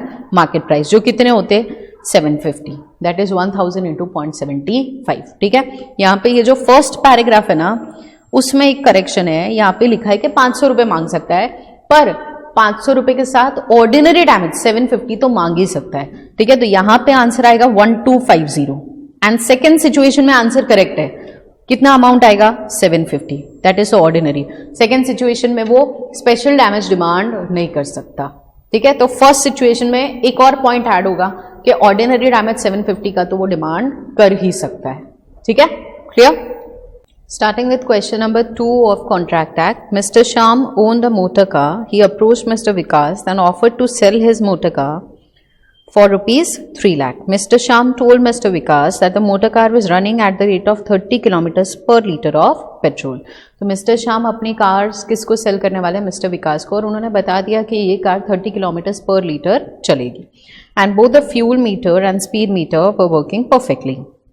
Mr. Vikas agreed with the proposal of Mr. Shyam and took delivery of the car by paying 3 lakh rupees to Mr. Shyam. तो उन्होंने क्या किया, car purchase करने का agreement कर लिया और उन्होंने पूरा अमाउंट 3 लाख रुपीस भी पे कर दिया. आफ्टर 10 days, 10 दिन के बाद क्या हुआ, mister Vikas came back with the car and stated that the claim made by mister Shyam regarding the fuel efficiency was not correct. तो ये ऐसा बोल रहे हैं 10 दिन के बाद आए और बोल रहे हैं कि आपने जो फ्यूल एफिशिएंसी के बारे में बताया था कि car would run at 30 kilometres पर लीटर, वो इनकरेक्ट है, वो गलत है. So it is a case of miss representation. आपने गलत रिप्रेजेंटेशन दिया है, भले अनइंटेंशनली, भले आपका चीट करने का इंटेंशन नहीं था, but you have made a wrong representation, ठीक है. और हमारे कॉन्ट्रैक्ट एक्ट में क्या होता है, अगर मिस रिप्रेजेंटेशन है तो फिर जो सफरिंग पार्टी है उसके ऑप्शन में कॉन्ट्रैक्ट क्या हो जाता है, वॉइडेबल हो जाता है, ठीक है. So referring to the provisions of Indian contract act 1872 decide and write whether Mr. Vikas can resign the contract in the above ground. तो हमसे पूछ रहे क्या मिस्टर विकास कॉन्ट्रैक्ट को कैंसिल करके कार को रिटर्न कर सकते हैं या नहीं. अब मैं अगर इसको सिंपल में एग्जाम्पल फॉर्म में कन्वर्ट कर दूं, जैसे मैं हमेशा आपको एडवाइस करती हूं, तो उसको ऐसे एग्जाम्पल फॉर्म में कन्वर्ट कर देना कि मिस्टर श्याम ने मिस्टर विकास के साथ एग्रीमेंट किया है कि मैं अपनी कार आपको सेल करूंगा कितने में, 3 लाख रुपीस में. तो दोनों के बीच में अग्रीमेंट हो गया, मिस्टर विकास ने पेमेंट भी कर लिया और मिस्टर श्याम ने कंडीशन रखी है कि ये कार 30 किलोमीटर्स पर लीटर पे चलेगी, ठीक है. अब मिस्टर विकास ने अग्री कर लिया, गाड़ी ले भी गए, 10 दिन के बाद वापस आए, बोला भाई 30 किलोमीटर्स पर लीटर पे नहीं चल रही है, आपने मिस रिप्रेजेंटेशन किया, so contract is voidable, so now I want to cancel the contract and return the car back. So हमको क्वेश्चन पूछा है क्या वो कॉन्ट्रैक्ट कैंसिल करके कार को रिटर्न कर सकते हैं. देखो नॉर्मली क्या होता है, fraud, silence amounting to fraud और मिस रिप्रेजेंटेशन में कॉन्ट्रैक्ट बिकम्स वॉइडेबल. तो पार्टी चाहे तो कॉन्ट्रैक्ट कैंसिल करके, normally fraud, silence amounting to fraud और मिस रिप्रेजेंटेशन में क्या होता है, पार्टी चाहे तो कॉन्ट्रैक्ट कैंसिल करके गुड्स रिटर्न कर सकती है, कॉन्ट्रैक्ट बिकम्स वॉइडेबल. पर उसका एक एक्सेप्शन है, when the party has the means to discover the truth with ordinary diligence. मतलब आप नॉर्मल एफर्ट लगाते, नॉर्मली कॉन्ट्रैक्ट के टर्म्स देखते, नॉर्मली गुड्स को चेक करते, तो आपको सच के बारे में पता चल जाता, और फिर भी आपने पता नहीं किया, तो इसमें गलती आपकी है और अब आप कॉन्ट्रैक्ट को कैंसिल नहीं कर सकते, ठीक है. तो उसका जो एक्सेप्शन है, if the party had the means to discover the truth, तो फिर कॉन्ट्रैक्ट कैंसिल करना अलाउड नहीं है. और यहां पे क्वेश्चन में आपको एक लाइन दी है, उसको ठीक से पढ़ेंगे हम. क्या लिखा है यहां पे कि both the fuel metre and the speed metre वो वर्किंग परफेक्टली. मतलब मिस्टर विकास चाहते तो वहीं पे फ्यूल एफिशिएंसी चेक कर सकते थे. He had the means to discover the truth, पर उन्होंने वो एफर्ट नहीं किया सच जानने का, तो अब उनके पास कॉन्ट्रैक्ट कैंसिल करने का राइट अवेलेबल नहीं है. So now the answer is no, mister Vikas can not rescind the contract, ठीक है. So this point is covered by the exception, ठीक है. अगर ये लाइन नहीं दी होती ना तो फिर वो कॉन्ट्रैक्ट कैंसिल कर सकते थे, पर ये एक्सेप्शन की वजह से अब वो कॉन्ट्रैक्ट को कैंसिल नहीं कर सकते. Okay, going to the answer. Second one, as per the provisions of section 19, ये section 19 वो exception है fraud और misrepresentation का. So as per section 19 of the Indian Contract Act 1872, when concern to an agreement is caused by caution, fraud or misrepresentation, the agreement or the contract is voidable at the option of the party whose concern was so caused. तो जिसका concern free नहीं है उसके option पे contract क्या हो जाएगा, voidable. Now a party to a contract whose concern was caused by fraud or misrepresentation, if he thinks fit insist the contract shall be performed, right. Voidable है, मतलब party चाहे तो वैलिड भी रख सकती है, and that he shall put in a position in which he would have been if the representation has been made true, ठीक है। तो नॉर्मली जैसा कॉन्ट्रैक्ट होता अगर आप वैलिड रखोगे तो वैसा ही कॉन्ट्रैक्ट क्रिएट हो जाएगा। और फिर दिया है उसका एक्सेप्शन, ठीक है। So if such concern was caused bye misrepresentation or by silence fraudulent within the meaning of section 17, the contract nevertheless is, बहुत important है, not voidable if the parties whose consent was so caused had the means to discover the truth with ordinary diligence। तो effort करते तो सच के बारे में पता चल जाता, फिर भी पता नहीं किया और बाद में बोल रहे हो कि मेरे साथ मिसरिप्रेजेंटेशन हुआ, तो ऐसा नहीं चलेगा। अब आप कॉन्ट्रैक्ट को कैंसिल नहीं कर सकते, ठीक है। फिर लिखा है फैक्ट्स ऑफ द केस, पहले लिखा है प्रोविजन, प्रोविजन में फ्री कंसर्न का पॉइंट लिखा है और उसका एक्सेप्शन, और अब स्टार्ट हुआ फैक्ट्स ऑफ द केस। तो फैक्ट्स ऑफ द केस में in the given situation both the fuel metre and speed metre were working perfectly and mister Vikas had the means of discovering the truth with ordinary diligence and therefore the contract is not voidable. Not voidable मतलब contract क्या रहेगा, valid रहेगा। And so finally, final हमारी conclusion की line, hence mister Vikas can not rescind the contract, ठीक है। तो यहां पे वो कॉन्ट्रैक्ट को कैंसिल नहीं कर सकते। Next we are going to question number 3। Question number 3 theory question है, पहले 2 क्वेश्चंस हमको प्रैक्टिकल दिए थे, अब थियोरी क्वेश्चन है। उसमें क्या बोला है, सबसे पहले define the term acceptance, acceptance को डिफाइन करो। अब एक्सेप्टेंस डिफाइंड है section 2B of the Indian contract act 1872। और एक्सेप्टेंस को कैसे डिफाइन किया है, when the offeree signifies his assent to the offeror, मतलब ऑफरी ने अपना एसेंट, अपना अग्री, अपना अप्रूवल ऑफरर को बता दिया, मतलब ऑफर क्या हो चुका, एक्सेप्ट हो चुका, ठीक है। और उसके बाद आपसे क्या पूछा है कि लीगल प्रोविजंस बताओ, और किस चीज के लीगल प्रोविजंस बताना है, तो कम्युनिकेशन ऑफ एक्सेप्टेंस। और जब भी आपको कम्युनिकेशन वर्ड दिखे ना, तो वो जो डेट वाला आपको चार्ट पड़ा है ना, वो याद आना चाहिए, 15, 17, 19, 21, ठीक है। अगर मैं आपको उसके बारे में बताऊं तो ऑफर का जो कम्युनिकेशन है वो दोनों के लिए सेम डेट को होता है। ऑफर का कम्युनिकेशन दोनों के लिए सेम डेट, कौन सी डेट, 17th, पर एक्सेप्टेंस का कम्युनिकेशन दोनों के लिए अलग अलग होता है। ए के लिए 19th कौन सी डेट, जब बी ने लेटर पोस्ट किया था, और बी के लिए 21st कौन सी डेट, जब ए ने लेटर रिसीव किया था। तो एक्सेप्टेंस के 2 रूल है, ऑफरर के लिए जब सामने वाला पोस्ट करेगा, और ऑफरी के लिए जब सामने वाले को लेटर मिलेगा, ठीक है। और communication of acceptance can be done by words और कंडक्ट, मतलब हम बोल के भी कम्युनिकेशन कर सकते हैं और अपने बिहेवियर से भी कम्युनिकेशन कर सकते हैं। So these are the legal rules relating to communication of acceptance, ठीक है। तो इसका आंसर देख लेते हैं हम लोग। सो देखो सेक्शन 2B में डिफाइन किया acceptance, when the person to whom proposal is made, मतलब जिसको हमने ऑफर किया था, signifies his assent, the proposal is said to be accepted. और जैसे ही ऑफर एक्सेप्ट होगा तो बन जाएगी प्रॉमिस, ठीक है। एंड एक्सेप्टेंस कैसा होना चाहिए, उसके लीगल रूल्स यहाँ पे समरी में लिखे, शॉर्ट में लिखे। एब्सोल्यूट होना चाहिए, डेफिनेट होना चाहिए, अनक्वालिफाइड मतलब अनकंडीशनल, एक्सेप्टेंस में कंडीशन रखना अलाउड नहीं है। And accepted according to the mode, मतलब जो भी टाइम बोला है, जो भी मोड बोला है, उसी टाइम और मोड में हमको एक्सेप्ट करना पड़ेगा, ठीक है। और उसका कम्युनिकेशन भी हमको ऑफरर को करना पड़ेगा, ठीक है। And acceptance can also be made by conduct. और लीगल प्रोविजंस अब बता रहे हैं कम्युनिकेशन ऑफ एक्सेप्टेंस के, which are covered by section 4। तो कम्युनिकेशन देखो दोनों के लिए अलग अलग। प्रपोजर मतलब कौन, ए के लिए, ए के लिए कौन सी डेट, 19th कौन सी डेट है, जब बी ने लेटर पोस्ट किया, so when it is put in course of transmission.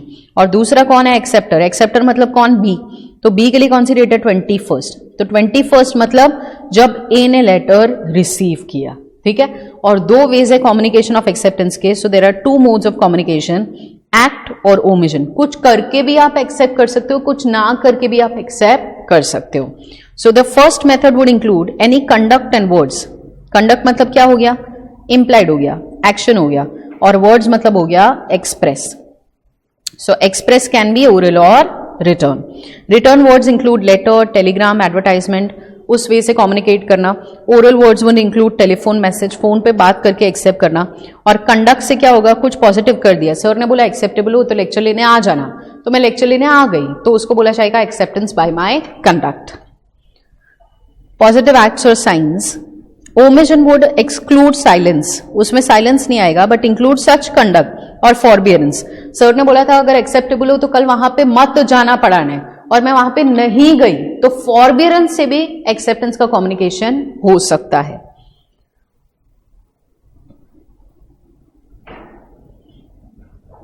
ठीक है, there are other means as well, जैसे सोगा में हम पढ़ते हैं कि गुड्स हमने डिलीवर कर दिए, तो उसका मतलब हमने ऑफर को एक्सेप्ट कर लिया। ठीक है, so that can also be a way of communication.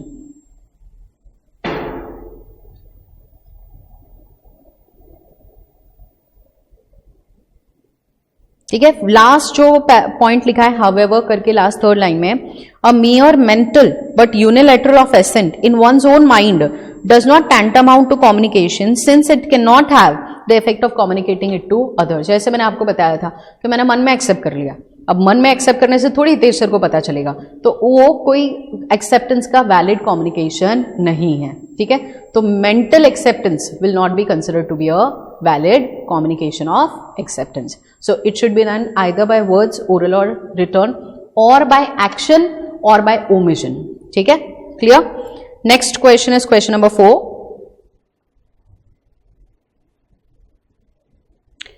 Question number 4 भी theory question है।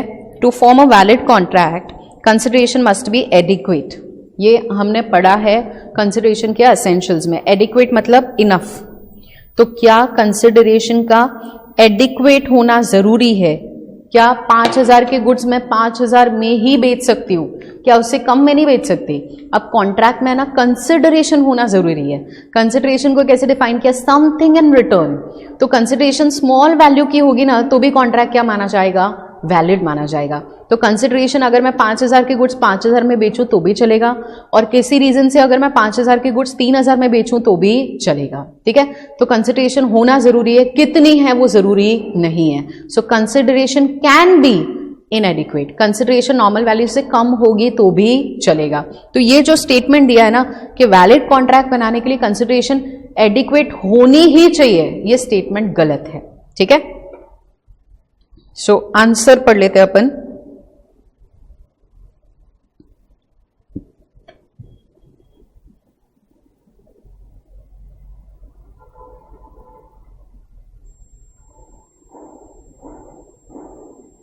Fourth one, the law provides that a contract should be supported by consideration, मतलब कॉन्ट्रैक्ट में कंसिडरेशन होनी चाहिए। So long as the consideration exists, the court are not concerned as to adequacy, मतलब consideration है वो important है, adequate होना उसका जरूरी नहीं है। Provided it is of some value, जैसे बोला जाता है समथिंग इन रिटर्न, तो कंसिडरेशन कुछ वैल्यू की, स्मॉल वैल्यू की होगी तो भी चलेगा। So adequacy of consideration is for the parties to consider at the time of making the agreement and not for the court when it is enforce. तो आप एनफोर्स करते टाइम ऐसा नहीं बोल सकते कि ये वैलिड नहीं है क्योंकि इसमें कंसिडरेशन कम है। अब कंसिडरेशन कम है फिर भी आपने ऑलरेडी अग्री कर लिया, तो कोर्ट उस कॉन्ट्रैक्ट को क्या मानेगी? वैलिड मानेगी। Okay, so consideration must however be something to which the law attaches value, कुछ अमाउंट की होनी चाहिए, though need not be equivalent in value to the promise made. And according to explanation 2 of section 25 of the Contract Act, an agreement to which the consent of a promisor is freely given is not void merely because the consideration is inadequate. तो मैंने अपनी मर्जी से अपने 5,000 के goods 3,000 में cell करने का अग्रीमेंट किया है, मेरा कंसर्न फ्री है, तो फिर सिर्फ इनएडिक्वेसी की वजह से वो कंसिडरेशन का कॉन्ट्रैक्ट वॉइड होने वाला नहीं है। ठीक है, तो कॉन्ट्रैक्ट क्या रहेगा? वैलिड। तो कोर्ट सिर्फ ये चेक करेगा कि कंसिडरेशन कम है, ठीक है, पर पार्टी का कंसर्न फ्री होना चाहिए। ठीक है, तो कंक्लूजन क्या आया कि जो स्टेटमेंट है वो गलत है, कंसिडरेशन कम होगी तो भी चलेगा। लॉफुल वैल्यू कुछ अमाउंट की होनी चाहिए और कंसर्न पार्टीज का फ्री होना चाहिए। ठीक है, and going to the last question, fifth one,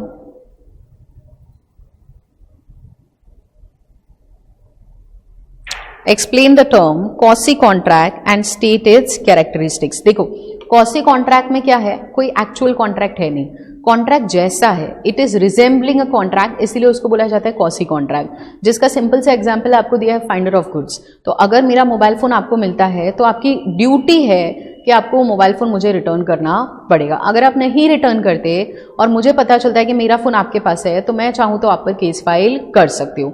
अच्छा, हमारे बीच में वो कॉन्ट्रैक्ट नहीं था, पर वो कॉन्ट्रैक्ट किसने बनाया? लॉ ने बनाया। और उसका रूल है a person should not enrich himself at the expense of other, मतलब किसी और के एक्सपेंस पे हम खुद को एनरिच नहीं कर सकते। ठीक है, मतलब आपको मोबाइल फोन रिटर्न करना पड़ेगा। और कॉसी कॉन्ट्रैक्ट उसके कैरेक्टरिस्टिक्स, तो फटाफट आंसर देख लेते हैं हम। Fifth one, quasi contract under special circumstances obligation, obligation मतलब ड्यूटी, ऑब्लिगेशन मतलब duty, duty which is resembling those created by contract, मतलब नॉर्मली कॉन्ट्रैक्ट होता तो मेरी वो ड्यूटी होती, वैसी ही ड्यूटी यहाँ पे क्रिएट हो गई है। Although the parties have never entered into contract, मतलब नॉर्मली हमने कॉन्ट्रैक्ट किया नहीं। Such obligation imposed by law, मतलब ये ड्यूटी किसने बना दी? हमारी लॉ ने बना दी, जिसको बोला जाता है quasi contract. Such a contract resemble, resemble मतलब सिमिलर, मतलब कॉन्ट्रैक्ट जैसा, रियल कॉन्ट्रैक्ट नहीं है पर कॉन्ट्रैक्ट जैसा है, इसीलिए उसको बोला जाता है it resembles with a contract. This contract is based on the doctrine, जैसे मैंने आपको रूल बताया, the person shall not be allowed to enrich himself at the expense of another, मतलब मैंने मोबाइल फोन खरीदा तो मेरे एक्सपेंस पे आप खुद को एनरिच नहीं कर सकते। ठीक है, और फाइनली कॉसी कॉन्ट्रैक्ट के कैरेक्टरिस्टिक्स, सेलिएंट फीचर, तो इसमें क्या हुआ भाई, पार्टीज के बीच में कोई एग्रीमेंट नहीं था, पर किसने क्रिएट किया? लॉ ने क्रिएट किया। और ये ड्यूटी है, आपने मुझे प्रॉमिस नहीं दिया था कि आपका मोबाइल फोन मिलेगा तो आप मुझे वापस दोगे, there was no promise between the parties, पर ये लॉ ने आपकी ड्यूटी दी है कि आपको वो मोबाइल फोन रिटर्न करना पड़ेगा। So there is a duty, not a promise, is the basis of such contract. And right under it is always to a right of money and not always through a right of liquidated sum of money. Liquidated मतलब estimated, मतलब जरूरी नहीं है कि आपने उस चीज को पहले से एस्टिमेट किया हो, पर फिर भी आपको वो अमाउंट कैलकुलेट करके देनी पड़ेगी। जैसे क्वांटम एरिड, जितना काम हुआ है उतना आपको सामने वाले को देना पड़ेगा, तो वो कैलकुलेट किया जाएगा कि कितना काम हुआ है जो ऑलरेडी एस्टिमेटेड नहीं था। ठीक है, and such right is available against the specific person, तो जिसके गुड्स है, फॉर एग्जाम्पल मेरे गुड्स आपके पास है तो मेरा वो राइट सिर्फ आपके सामने है, मैं आपसे ही वो डिमांड कर सकती हूँ, किसी और से डिमांड करना अलाउड नहीं है। So this is a right available against a specific person and not against the whole world. And a suit for its breach may be filed in the same way in case of a complete contract. तो ऐसा नहीं है कि quasi contract के basis पे suit नहीं file कर सकते, जैसे आप एक नॉर्मल कॉन्ट्रैक्ट के बेसिस पे सूट फाइल कर सकते हो, सेम वे आप कॉसी कॉन्ट्रैक्ट के बेसिस पे भी केस फाइल कर सकते हो। Okay, hopefully you are clear with the questions. All the best. Hello dear students, myself CA Nikunj Amlani. Today we are going to discuss the questions of Sale of Goods Act 1930 from revision test paper of November 2020. हम जानते हैं कि हर attempt के लिए institute जो है वो revision test paper issue करता है, तो नवंबर 2020 एग्जाम के लिए आपका रिवीजन टेस्ट पेपर इश्यू हो चुका है और उसके अंदर जो क्वेश्चंस है वो हम डिस्कस करेंगे। ये आपके लिए बहुत ही इंपॉर्टेंट रहेंगे क्योंकि आपको ये क्वेश्चंस से आइडिया आ सकता है कि कौन से टाइप के क्वेश्चन एग्जाम में पूछ सकते हैं। सो must refer these questions very carefully. Okay, Sale of Goods Act 1930, question number 6. Let's see. J, the owner of a Fiat car, wants to sell his car.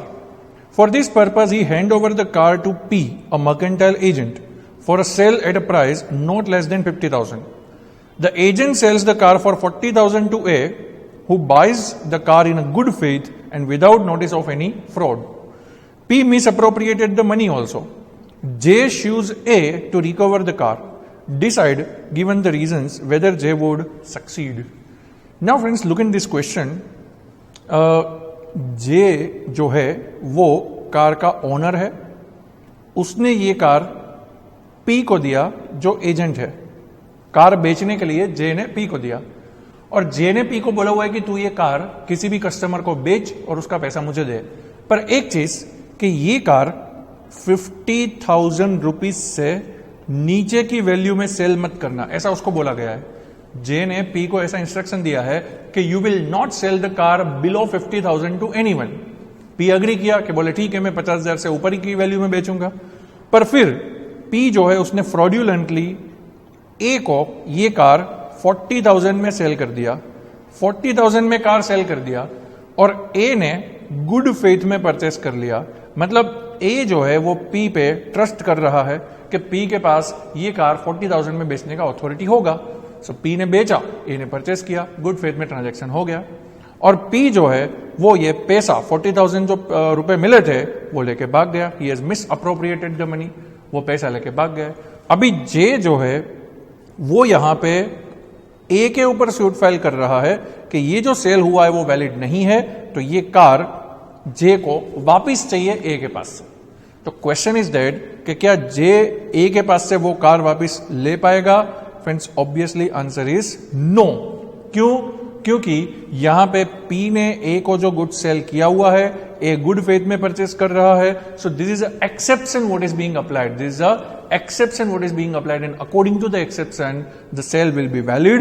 A has got a good title, A को good title मिल चुका है, that's why अब J A के पास से goods वापिस नहीं ले सकता है। अगेन रिपीटिंग, वो आपको कंसेप्ट याद करना है, nemo dat quod not habet, उसका exception mercantile agent. Mercantile agent के पास गुड्स का पोजीशन है, लॉफुल पोजीशन है, और वो किसी को सेल कर रहा है, और जो परचेस करने वाला इंसान है वो गुड फेथ में परचेस कर रहा है। सो मर्केंटाइल एजेंट ने जो गुड्स बेचा है वो वैलिड माना जाएगा। तो इस सिचुएशन में ए को गुड टाइटल मिल चुका है, उसे गुड्स का ओनरशिप मिल चुका है, सेल वैलिड माना जाएगा।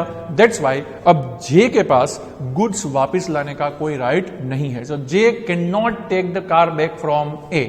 This is the solution. Now, let us see the theoretical answer to this. See here, first of all, the provision. The problem in this case is based on the provision of Sale of Goods Act 1930 contained in the provisions to Section 27. Section 27 के अंदर इसका exception हमने पढ़ा था, Nemo Date Code Non Habit वाला.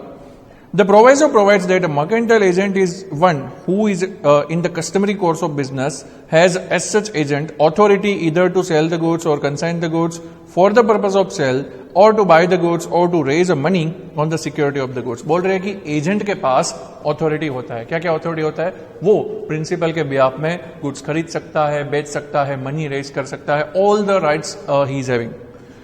The buyer of the goods from a mercantile agent who has authority who has no authority from the principal to sell gets a good title to the goods if the following conditions are satisfied. मतलब अभी exception की बात कर रहे हैं कि buyer ने agent के पास से गुड्स परचेस किया, एजेंट के पास अथॉरिटी नहीं था, पर बायर को गुड टाइटल मिलेगा अगर ये कंडीशन सेटिस्फाई हुई तो। कौन कौन सी कंडीशन देखो। First condition, the agent should be in the possession of goods or a document of title to the goods with the consent of owner.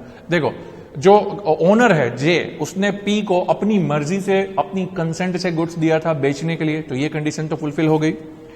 The agent should sell the goods while acting in the ordinary course of business of a mercantile agent. मतलब agent ने goods बेचा है, वो mercantile agent के तौर पे बेचा हुआ है, ऑर्डिनरी सेंस में बेचा हुआ है, ये कोई एक्स्ट्रा ऑर्डिनरी ट्रांजेक्शन तो है नहीं, it's a ordinary transaction, routine transaction. The buyer should act in a good faith. Good faith में एक्ट करना चाहिए, तो हमारे क्वेश्चन में बायर गुड फेथ में भी है। And the buyer should not have at a time of the contract of sale noticed that the agent has no authority to sell. मतलब यहां पे एजेंट को ये कार 40,000 में बेचने की अथॉरिटी नहीं है, ऐसा कहीं पे भी बायर को पता नहीं होना चाहिए। अब देखो, जे ने पी को बोला था कि 50,000 से नीचे मत बेचना, बट इसके बारे में ए को थोड़ी पता है, तो A is buying in a good faith. He is not having a notice of that 50,000 condition. So that's why यहाँ पे जो A ने गुड्स परचेस किया है वो सभी कंडीशन को फुलफिल कर रहा है, सो A को गुड टाइटल मिल चुका है, ऐसा हम बोलेंगे। तो उसके अकॉर्डिंगली देखो, in the instant case P the agent was in a position of the car with J's consent, वो हम जानते हैं, for the purpose of sale. A the buyer therefore obtained a good title to the car. A को good title मिल चुका है, and hence J in this case cannot recover the car from A. J को A के पास से car recover करने को नहीं मिलेगा. So this is the answer what you should keep in mind. Next, question number 7. Suraj sold his car to Sohan for 75,000. After inspection and satisfaction, Sohan paid 25,000 and took a possession of the car and promised to pay the remaining amount within a month. Later on, Sohan refuses to give the remaining amount on the ground that the car was not in a good condition. Advise Suraj as to what remedy is available to him against Sohan. देखो ध्यान से, सूरज ने सोहन को car बेचा, सोहन ने वो car inspect किया, check किया और एक्सेप्ट किया। टोटल कार का वैल्यू था 75,000, उसमें से सोहन ने 25,000 पे कर दिया और बोला कि बाकी का 50,000 एक मंथ के अंदर पे करेगा। और जो फिर थोड़े पीरियड के बाद जो सोहन है उसने ऐसा बोला सूरज को कि भाई ये कार प्रॉपर नहीं है तो मैं आपको बाकी का पैसा नहीं दूंगा। अब यहां पे क्वेश्चन ये है कि सूरज के पास क्या राइट्स रहेंगे। फ्रेंड सीधी बात है, गुड्स सेल हो चुके हैं, आपने जो गुड्स दिया वो उसने एक्सेप्ट कर लिया, मतलब प्रॉपर्टी पास हो चुका है, ओनरशिप ट्रांसफर हो चुका है। तो ओनरशिप ट्रांसफर हो चुका है तो सूरज के पास राइट है कि वो सोहन के पास से अमाउंट रिकवर कर सकता है। और उसके साथ साथ लेट पेमेंट मिलेगा तो इंटरेस्ट भी रिकवर कर पाएगा, डैमेजेस भी रिकवर कर पाएगा। इन शॉर्ट, सेलर को बायर के खिलाफ जो भी राइट्स मिलते हैं वो यहां पे आप एक्सेस कर सकते हो। आप अगर यहां पे कंसेप्ट देखो तो अनपेड सेलर वाला कंसेप्ट अप्लाई हो जाएगा। You are unpaid seller because the buyer is refusing to pay the price. As a unpaid seller you can exercise the right against buyer. Buyer के खिलाफ आप राइट एक्सरसाइज कर सकते हो। हाँ, गुड्स डिलीवर हो चुके हैं इसलिए गुड्स के ऊपर आपको कोई राइट नहीं मिलेगा, बट बायर के ऊपर सूट फाइल करने का राइट आपको मिलेगा। ओके, आंसर देखते हैं theoretically. As per section 55 of the Sale of Goods Act 1930, an unpaid seller has a right to institute a suit for the price against the buyer personally. The said section lays down that where under a contract of sale the property and the goods has passed to the buyer and the buyer wrongfully neglects or refuses to pay for the goods, the seller may sue him for the price of the goods. क्या बोल रहे हैं कि seller ने तो goods दे दिया, property पास कर दिया, बायर ने कुछ को एक्सेप्ट भी कर लिया, पर अभी बायर पैसा देने से मना कर रहा है, रिफ्यूज कर रहा है, तो सेलर प्राइस रिकवर करने के लिए बायर के ऊपर सूट फाइल कर सकता है। Where under a contract of sale the price is payable on a certain day irrespective of delivery and the buyer wrongfully neglects or refuses to pay such a price, the seller may sue him for a price.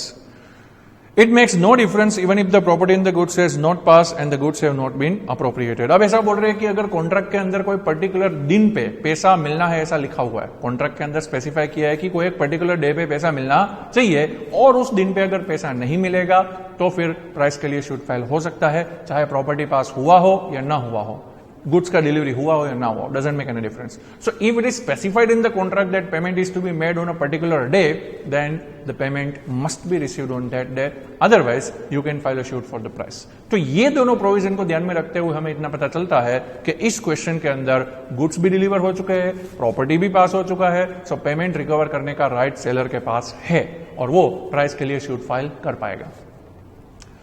This problem is based on the above provision.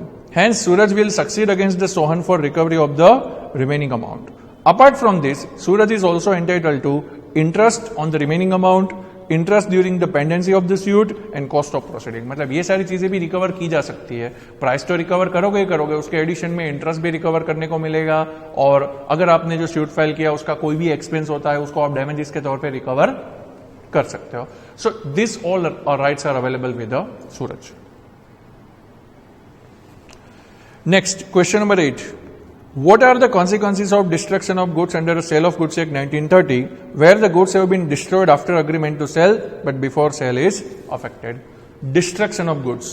अगर goods destroy हुए तो उसकी क्या impact होगी हमारे contract पे? What will be the effect on the contract for destruction of goods? ये question यहां पे पूछा जा रहा है. फ्रेंड्स, हम जानते हैं बहुत ही सिंपल आंसर है इसका कि अगर स्पेसिफिक गुड्स का कॉन्ट्रैक्ट हो और स्पेसिफिक गुड्स प्रॉपर्टी पास होने से पहले डिस्ट्रॉय हो जाते हैं, स्पेसिफिक गुड्स का कॉन्ट्रैक्ट किया हो पर प्रॉपर्टी पास करने से पहले अगर स्पेसिफिक गुड्स डिस्ट्रॉय हो जाते हैं तो कॉन्ट्रैक्ट वॉइड बन जाता है. प्रॉपर्टी पास करने से पहले अगर गुड्स डिस्ट्रॉय हो जाएंगे तो कॉन्ट्रैक्ट वॉइड बन जाएगा. ठीक है, और उसमें हमने 2 पॉइंट्स देखे थे, destruction of goods before entering into contract and destruction of goods after entering into contract but before passing property. दोनों ही केस में कॉन्ट्रैक्ट वॉइड ट्रीट किया जाता है. So that we know. Let us see the theory here. In accordance with the provisions of Sale of Goods Act 1930, as contained in Section 7, a contract for a sale of specific goods is void if at a time when the contract was made, the goods without the knowledge of seller perished or become so damaged as no longer to answer to the description in the contract, then the contract is void ab initio. Contract करने से पहले ही goods destroy हो चुके हैं तो contract void ab initio माना जाता है. जैसे मैं आपको एग्जांपल दूं कि X ने Y के साथ 5 जनवरी 20 के दिन पे कॉन्ट्रैक्ट किया कि उसके पास जो कार है, एक गैराज में कार रखी हुई है, वो जो कार है वो उसे 5 लाख रुपीज में सेल कर रहा है और ये 10 जनवरी 20 के दिन पे दिया जाएगा। 5 जनवरी को कॉन्ट्रैक्ट किया कि ये कार X जो है वो Y को 5 लाख रुपीज में सेल कर रहा है और उसको दिया जाएगा 10 जनवरी को। तो 5 जनवरी को अग्रीमेंट हुआ और परफॉर्मेंस 10th को होगा। पर 4 जनवरी के दिन पे ये कार जो है वो डिस्ट्रॉय हो चुका था, गैराज में आग लगी थी और कार डिस्ट्रॉय हो चुका था, पर उसके बारे में X या तो Y किसी को भी पता नहीं था। पर आप लॉजिक सोचो, 5th को आपने कॉन्ट्रैक्ट किया और 4th को ही कार डिस्ट्रॉय हो चुका है। Before entering into contract, contract करने से पहले ही गुड्स डिस्ट्रॉय हो चुके हैं, सो ये कॉन्ट्रैक्ट क्या माना जाएगा? वॉइड एब इनिशियो, मतलब वॉइड फ्रॉम द बिगिनिंग, पहले से ही void.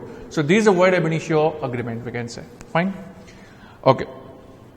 This section is based on the rule that where both the parties in a contract are under a mistake as to the matter of fact essential to the contract is void. Friends, यहाँ पे contract act का एक point picture में आ जाता है जिसको हम bilateral mistake of fact बोलते हैं। इंडियन कॉन्ट्रैक्ट एक्ट के अंदर आप लोगों ने ये पॉइंट सीखा हुआ है, बायलैटरल मिस्टेक ऑफ फैक्ट। और जब बायलैटरल मिस्टेक ऑफ फैक्ट होता है तो कॉन्ट्रैक्ट वॉइड ट्रीट किया जाता है। अब यहाँ पे कार डिस्ट्रॉय हो चुका है तो उसके बारे में सेलर या तो बायर किसी को भी पता नहीं है, so they are under bilateral mistake of fact. In a similar way, Section 8 provides that an agreement to sell a specific goods becomes a void if subsequently the goods, without any fault on the part of the seller or buyer, perish or become so damaged as no longer to answer to the description in the agreement before the risk passes to the buyer. क्या बोल रहे हैं? अगर agreement to sell हुआ है और वो agreement to sell अगर स्पेसिफिक गुड्स का हो और स्पेसिफिक गुड्स डिस्ट्रॉय हो जाते हैं प्रॉपर्टी पास करने से पहले, तो कॉन्ट्रैक्ट वॉइड होगा। जैसे कि इस एग्जाम्पल के अंदर 5th को आपने कॉन्ट्रैक्ट किया कि 10th को गुड्स डिलीवर करेंगे। अब मान लो ये जो फायर है वो 7 जनवरी को अकर होता है और कार डिस्ट्रॉय होती है। 7 जनवरी को फायर लगा और कार डिस्ट्रॉय हुआ, तो 5th को जब कॉन्ट्रैक्ट किया तब तो कार था, 7 जनवरी को डिस्ट्रक्शन हुआ, गुड्स डिस्ट्रॉय हो गए, तो कॉन्ट्रैक्ट वॉइड हो गया। So contract has become void on 7 January. 5th को कॉन्ट्रैक्ट वैलिड था, 7th को वॉइड हुआ। इसको हम बोलेंगे सिर्फ वॉइड, इतना ही फर्क है। पहले वाला एग्जांपल वॉइड एब इनिशियो था, ये सिर्फ वॉइड है। The contract will become void, that way we can say, बराबर। सो यहां पे फर्क इतना ही है कि अग्रीमेंट के बाद गुड्स डिस्ट्रॉय हुए और पहले वाले एग्जांपल में अग्रीमेंट से पहले ही गुड्स डिस्ट्रॉय हो गए थे, पर दोनों केस में कॉन्ट्रैक्ट वॉइड होगा। It may however be noted that section 7 and 8 apply only to the specific goods and not to the unascertained goods. ये ध्यान रखना है, स्पेसिफिक गुड्स का कॉन्ट्रैक्ट हो तो ही ये सेक्शंस अप्लाई होंगे, तो ये रूल अप्लाई होगा, वरना ये रूल अप्लाई नहीं होगा। If the agreement is to sell a certain quantity of unascertain goods, the perishing of even the whole quantity of such goods in possession of the seller will not relieve him from the obligation to deliver the goods. ये provision में ऐसा बोलना चाहते हैं कि अगर अनएसर्टेन goods का contract हुआ और गुड्स डिस्ट्रॉय हो भी गए तो भी आपको वो जो गुड्स है उसको डिलीवर करना पड़ेगा, कुछ भी करके, क्योंकि अनअसर्टेन गुड्स में तो क्या होता है, कोई स्पेसिफिकेशन है नहीं, आपको खाली डिस्क्रिप्शन दिया गया है कि आपको इस टाइप के गुड्स चाहिए। तो अनअसर्टेन गुड्स अगर डिस्ट्रॉय होते हैं तो कॉन्ट्रैक्ट परफॉर्म करना पड़ेगा, कॉन्ट्रैक्ट वॉइड नहीं होगा। So just keep in mind very carefully, very simply, when there is a contract for sale of specific goods and such specific goods destroy before passing property, the contract becomes void. Next, question number 9. Distinguish between condition and a warranty in a contract of sale. When shall a breach of condition be treated as a breach of warranty under the provision of Sale of Goods Act 1930? दो question पूछ रहे हैं, condition और warranty का difference और condition को warranty का treatment कौन कौन सी सिचुएशन में दिया जाता है। अब फ्रेंड्स आप बेसिक थियरी याद कर लो कंडीशंस और वारंटीज का।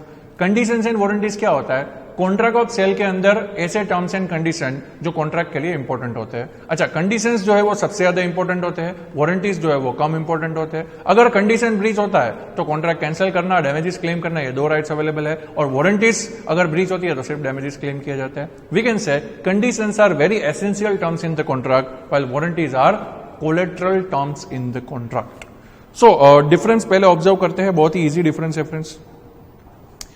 देखो, first point, condition is a stipulation essential to the main purpose of contract, whereas a warranty is a stipulation collateral to the main purpose of contract. आपको सिर्फ दो ही word दिमाग में रखने हैं, essential, collateral. कंडीशंस एसेंशियल होती है और वारंटीज कोलेटरल होती है। एसेंशियल मतलब very important and we can say primary, and collateral means secondary, not so important. दोनों ही चीज कॉन्ट्रैक्ट में स्पेसिफाई की होगी, कंडीशंस एंड वारंटीज दोनों ही फुलफिल करनी है, but conditions are more important for the main purpose of contract while the warranties are secondary, we can say supportive. Second, breach of condition gives a right to treat the contract as a repudiated, whereas in the breach of warranty the aggrieved party can claim only damages. Repudiated, repudiate का मतलब cancel करना. अगर condition breach होती है तो aggrieved party को contract cancel करने का राइट होता है, पर अगर वारंटी ब्रीच होती है तो सिर्फ डैमेजेस का राइट मिलेगा. कंडीशन ब्रीच हुई तो कॉन्ट्रैक्ट कैंसिलेशन का राइट मिलेगा, और वारंटी ब्रीच में कैंसिलेशन का राइट नहीं होगा, सिर्फ डैमेजेस क्लेम करने का राइट मिलेगा. Third, breach of condition may be treated as a breach of warranty, whereas a breach of warranty cannot be treated as a breach of condition. बोल रहे हैं कंडीशन अगर ब्रीच होता है तो उसे वारंटी ब्रीच का ट्रीटमेंट दिया जा सकता है, पर वारंटी ब्रीच को कंडीशन ब्रीच का ट्रीटमेंट नहीं दिया जा सकता. बहुत ही सिंपल लॉजिक है. कंडीशन ब्रीच वाले केस में आपको दो ऑप्शंस मिलते हैं, कॉन्ट्रैक्ट को कैंसिल करना और डैमेजेस क्लेम करना. कॉन्ट्रैक्ट को कैंसिल करना और डैमेजेस क्लेम करना, ये दो राइट्स आपके पास है. वारंटी ब्रीच में सिर्फ डैमेजेस का राइट है. इसका मतलब अगर कंडीशन ब्रीच हुआ और बायर ऐसा डिसाइड करे कि उसे कॉन्ट्रैक्ट कैंसिल नहीं करना है, सिर्फ डैमेजेस क्लेम करना है, so condition will be equivalent to warranty. Condition warranty जितना बन जाएगा, दैट्स वेरी सिंपल. पर अगर वारंटी ब्रीच होता है तो उसमें आपको कैंसिलेशन का राइट कभी भी नहीं मिलता. सो कंडीशन को वारंटी का ट्रीटमेंट दे सकते हैं by not cancelling contract, but warranty can never be treated as a condition. So ये तीन डिफरेंस पॉइंट्स जो आपको ध्यान में रखने हैं. Okay. Next, according to section 13 of Sale of Goods Act 1930, a breach of condition may be treated as a breach of warranty in the following circumstances. अब ये हम सिचुएशन देखने जा रहे हैं जहां पे कंडीशन को वारंटी का ट्रीटमेंट दिया जाएगा. First one, where the contract of sale is subject to any condition to be fulfilled by the seller, the buyer may waive the condition. Waive मतलब waiver मतलब sacrifice. अगर बायर कंडीशन को sacrifice करने के लिए ready हो जाता है तो फिर उस कंडीशन का इंपॉर्टेंस कॉन्ट्रैक्ट के लिए चला जाता है. कॉन्ट्रैक्ट किया तब उस टाइम पे कंडीशन रखी थी, बट बाद में बायर ने उस कंडीशन को वेव कर दिया, सेक्रीफाइस कर दिया, तो उसका जो इंपॉर्टेंस है वो कॉन्ट्रैक्ट से निकल जाता है, चला जाता है. Then in that case condition has no importance at all. Second, where the buyer elects to treat the breach of condition as a breach of warranty. Very simple. Condition breach हो चुका है, बायर के पास option है कि वो contract को cancel कर सकता है, डैमेजेस क्लेम कर सकता है, पर बायर अगर ऐसा डिसीजन ले कि उसे इस ब्रीच ऑफ कंडीशन को ब्रीच ऑफ वारंटी का ट्रीटमेंट देना है तो वो कर सकता है. इसका मतलब वो कॉन्ट्रैक्ट को कैंसिल न करके सिर्फ डैमेजेस क्लेम करे, ऐसा उसके पास ऑप्शन है.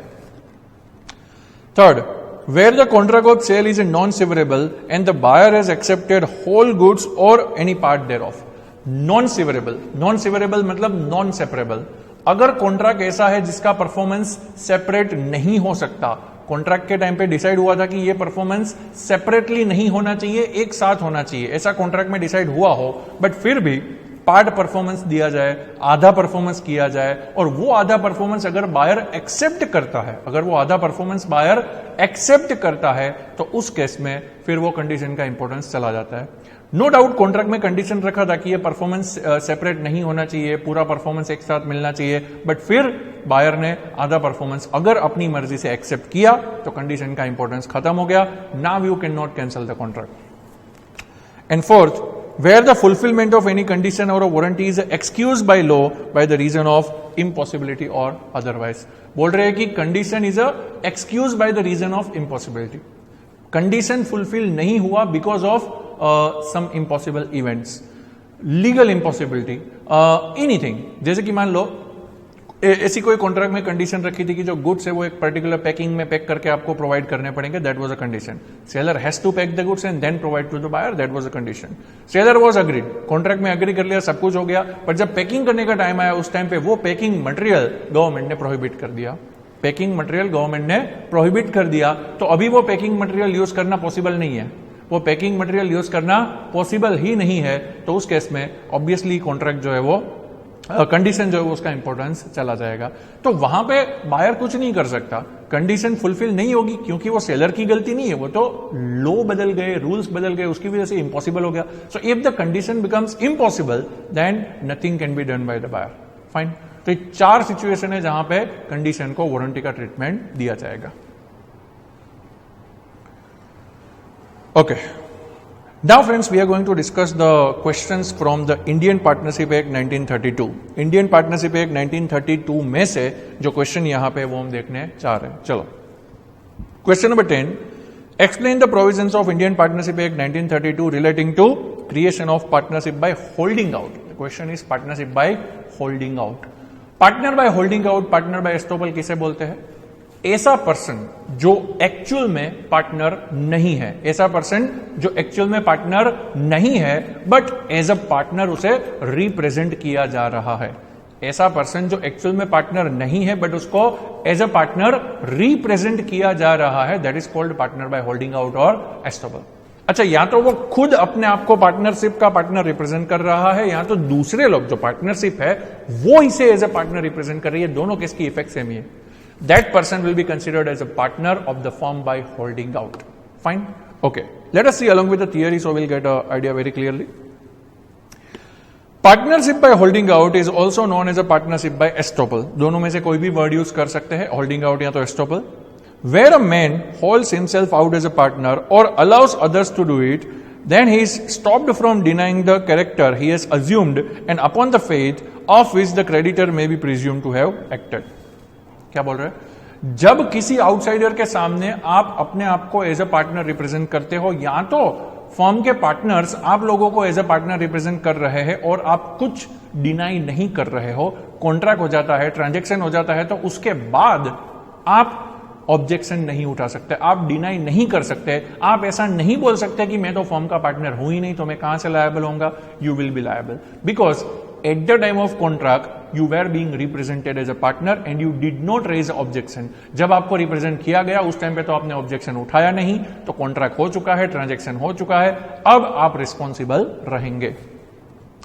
A person may himself by his words or conduct have induced others to believe that he is a partner or he may have allowed the others to represent him as a partner. The result in both the cases is identical. जैसे मैंने अभी बताया, या तो वो person खुद को represent कर रहा है पार्टनर के तौर पे, या तो वो जो दूसरे पार्टनर्स लोग हैं वो इसे पार्टनर के तौर पे रिप्रेजेंट कर रहे हैं. दोनों की इफेक्ट सेम रहेगी. He will be liable as a partner by holding out और एस्टॉपल. एग्जाम्पल दिया हुआ है, देखो. X and Y are partners in a partnership firm. X introduced a manager, as his partner to Z. A remained silent. Z, a trader, believing A as a partner, supplied 100 television sets to the firm on a credit. After the expiry of a credit period, Z did not get the amount of TV sets sold to partnership firm. Z filed a suit against X and A for the recovery of the price. Here in the given case, A, the manager, is also liable for the price because he becomes a partner by holding out. देखो example देखो यहां पे, X और Y कोई form के actual partners है. A जो है वो इन लोगों का मैनेजर है, मतलब पार्टनर नहीं है, मैनेजर है, एम्प्लॉई है. बट X ने क्या किया, Z को ऐसा बोला कि A हमारा पार्टनर है. X Z के सामने ऐसा रिप्रेजेंटेशन करता है कि A हमारा पार्टनर है. अब Z ने ऐसा बिलीव करते हुए 100 टेलीविजन सेट्स जो है वो फॉर्म को बेचे, 100 टेलीविजन सेट फॉर्म को बेचे, कॉन्ट्रैक्ट हो गया. उसके बाद इन लोगों ने पैसा नहीं दिया जेड को, तो जेड जब सूट फाइल करेगा तो उसमें एक्स और वाई के साथ साथ ए भी लायबल माना जाएगा. यहां पे ए जो है वो पार्टनर बाय होल्डिंग आउट या तो एस्टॉपल ट्रेड किया जाएगा. Getting the concept, actual partner x और वाई है, ए आपका पार्टनर नहीं है, बट जेड के सामने रिप्रेजेंट किया गया कि A is our partner. So in that case A is going to be liable for this as a holding out, as a estoppel. Perfect.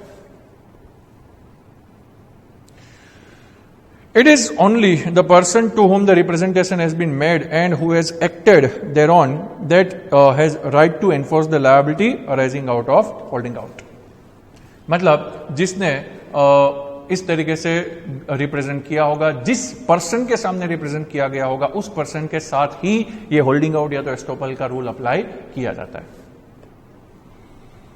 Okay, next question number 11.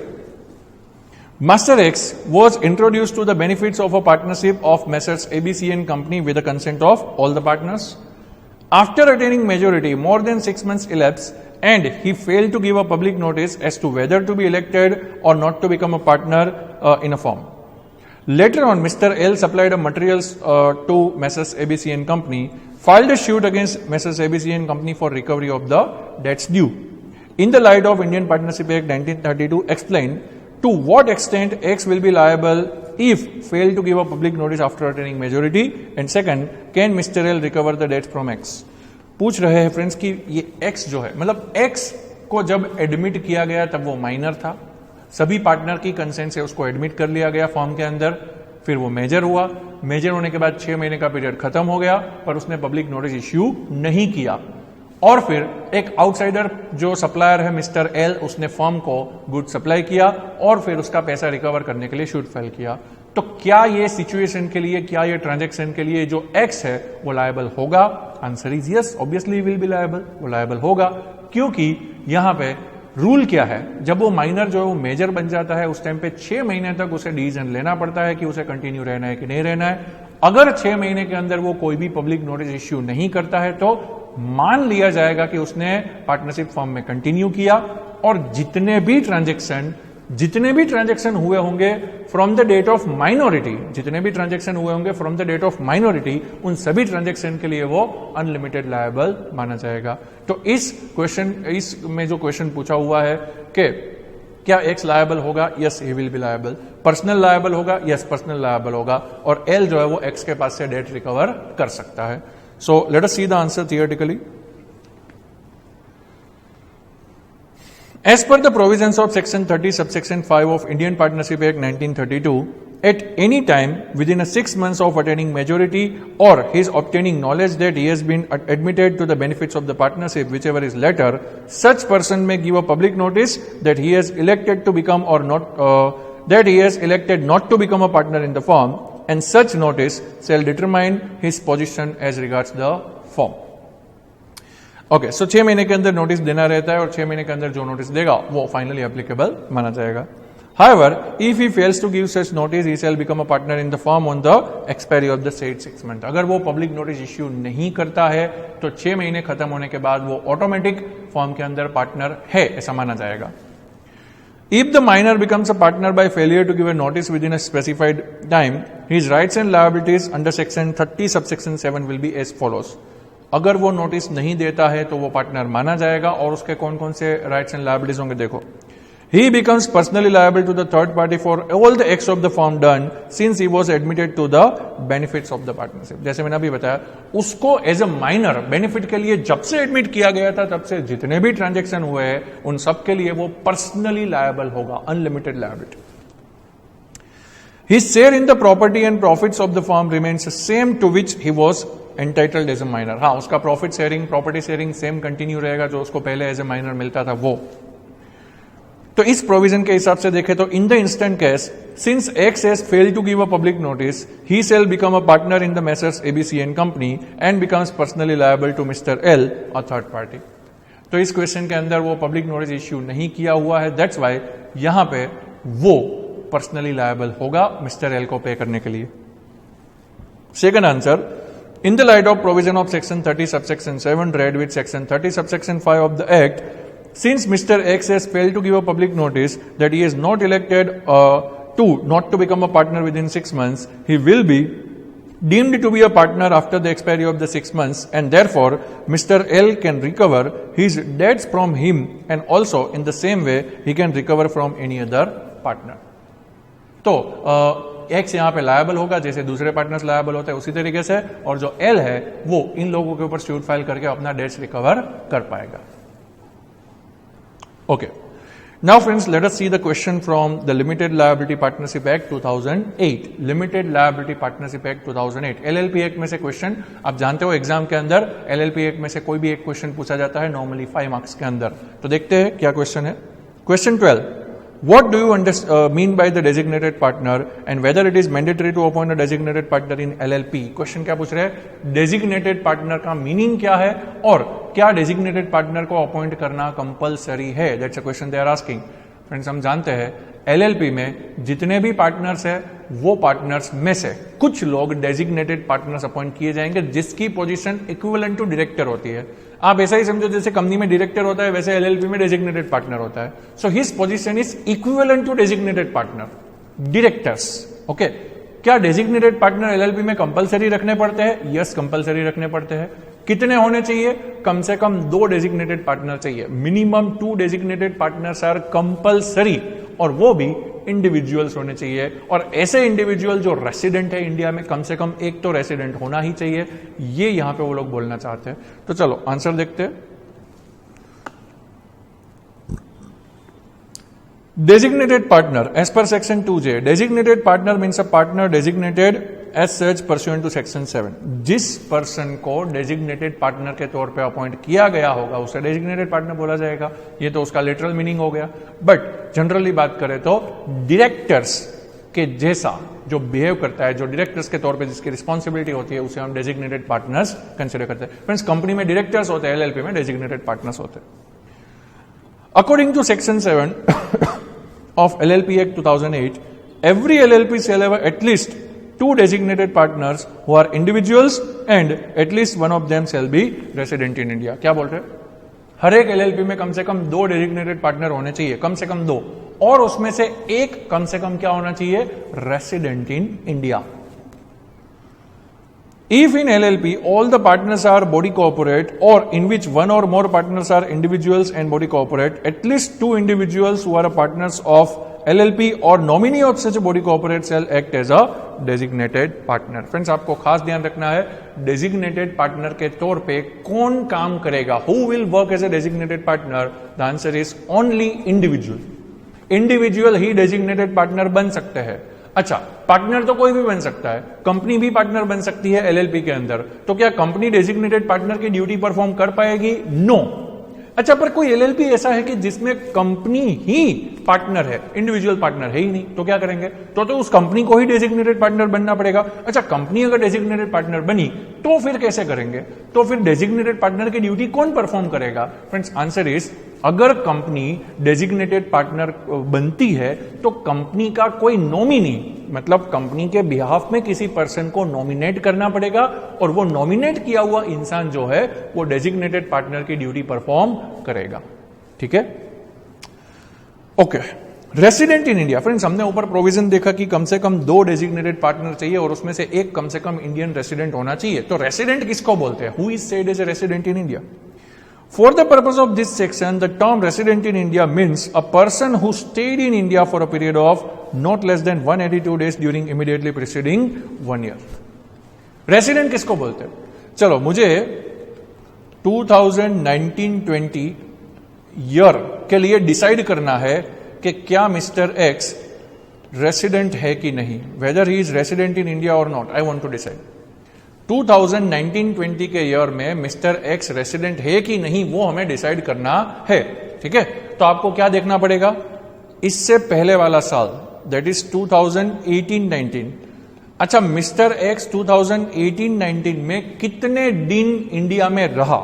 Mister x 2018-19 के year में कितने दिन India में रहा, उसके ऊपर से हमें पता चलेगा कि वेदर इज रेसिडेंट इन 1920 और नॉट। मान लेते हैं कि 2018-19 में मिस्टर एक्स जो है वो 170 डेज इंडिया में था, तो क्या उसे हम 1920 में रेसिडेंट कंसिडर करेंगे? आंसर इज नो, क्योंकि हमें कितने दिन चाहिए? 182 डेज और मोर। अच्छा, अगर वो इंडिया के अंदर 200 डेज रहा होगा तो क्या उसे हम रेसिडेंट कंसिडर करेंगे? यस, वो 1920 में रेसिडेंट कंसिडर किया जाएगा। I hope you are getting the provision. तो if your stay in previous year, if your stay in the previous year is 182 days or more, then you are considered as a resident for the purpose of designated partners. Fine. तो friends, आपको कम से कम 2 designated partner appoint करने हैं, जिसमें से एक कम से कम इंडियन रेसिडेंट होना चाहिए। If you like this video, share it with your friends. Subscribe to our YouTube channel to watch more such videos and learn from our expert faculty members. Press the bell icon to get regular notifications whenever we upload a new video. Download NDI mobile app to get complete CA course online. We value your support. Thank you for watching.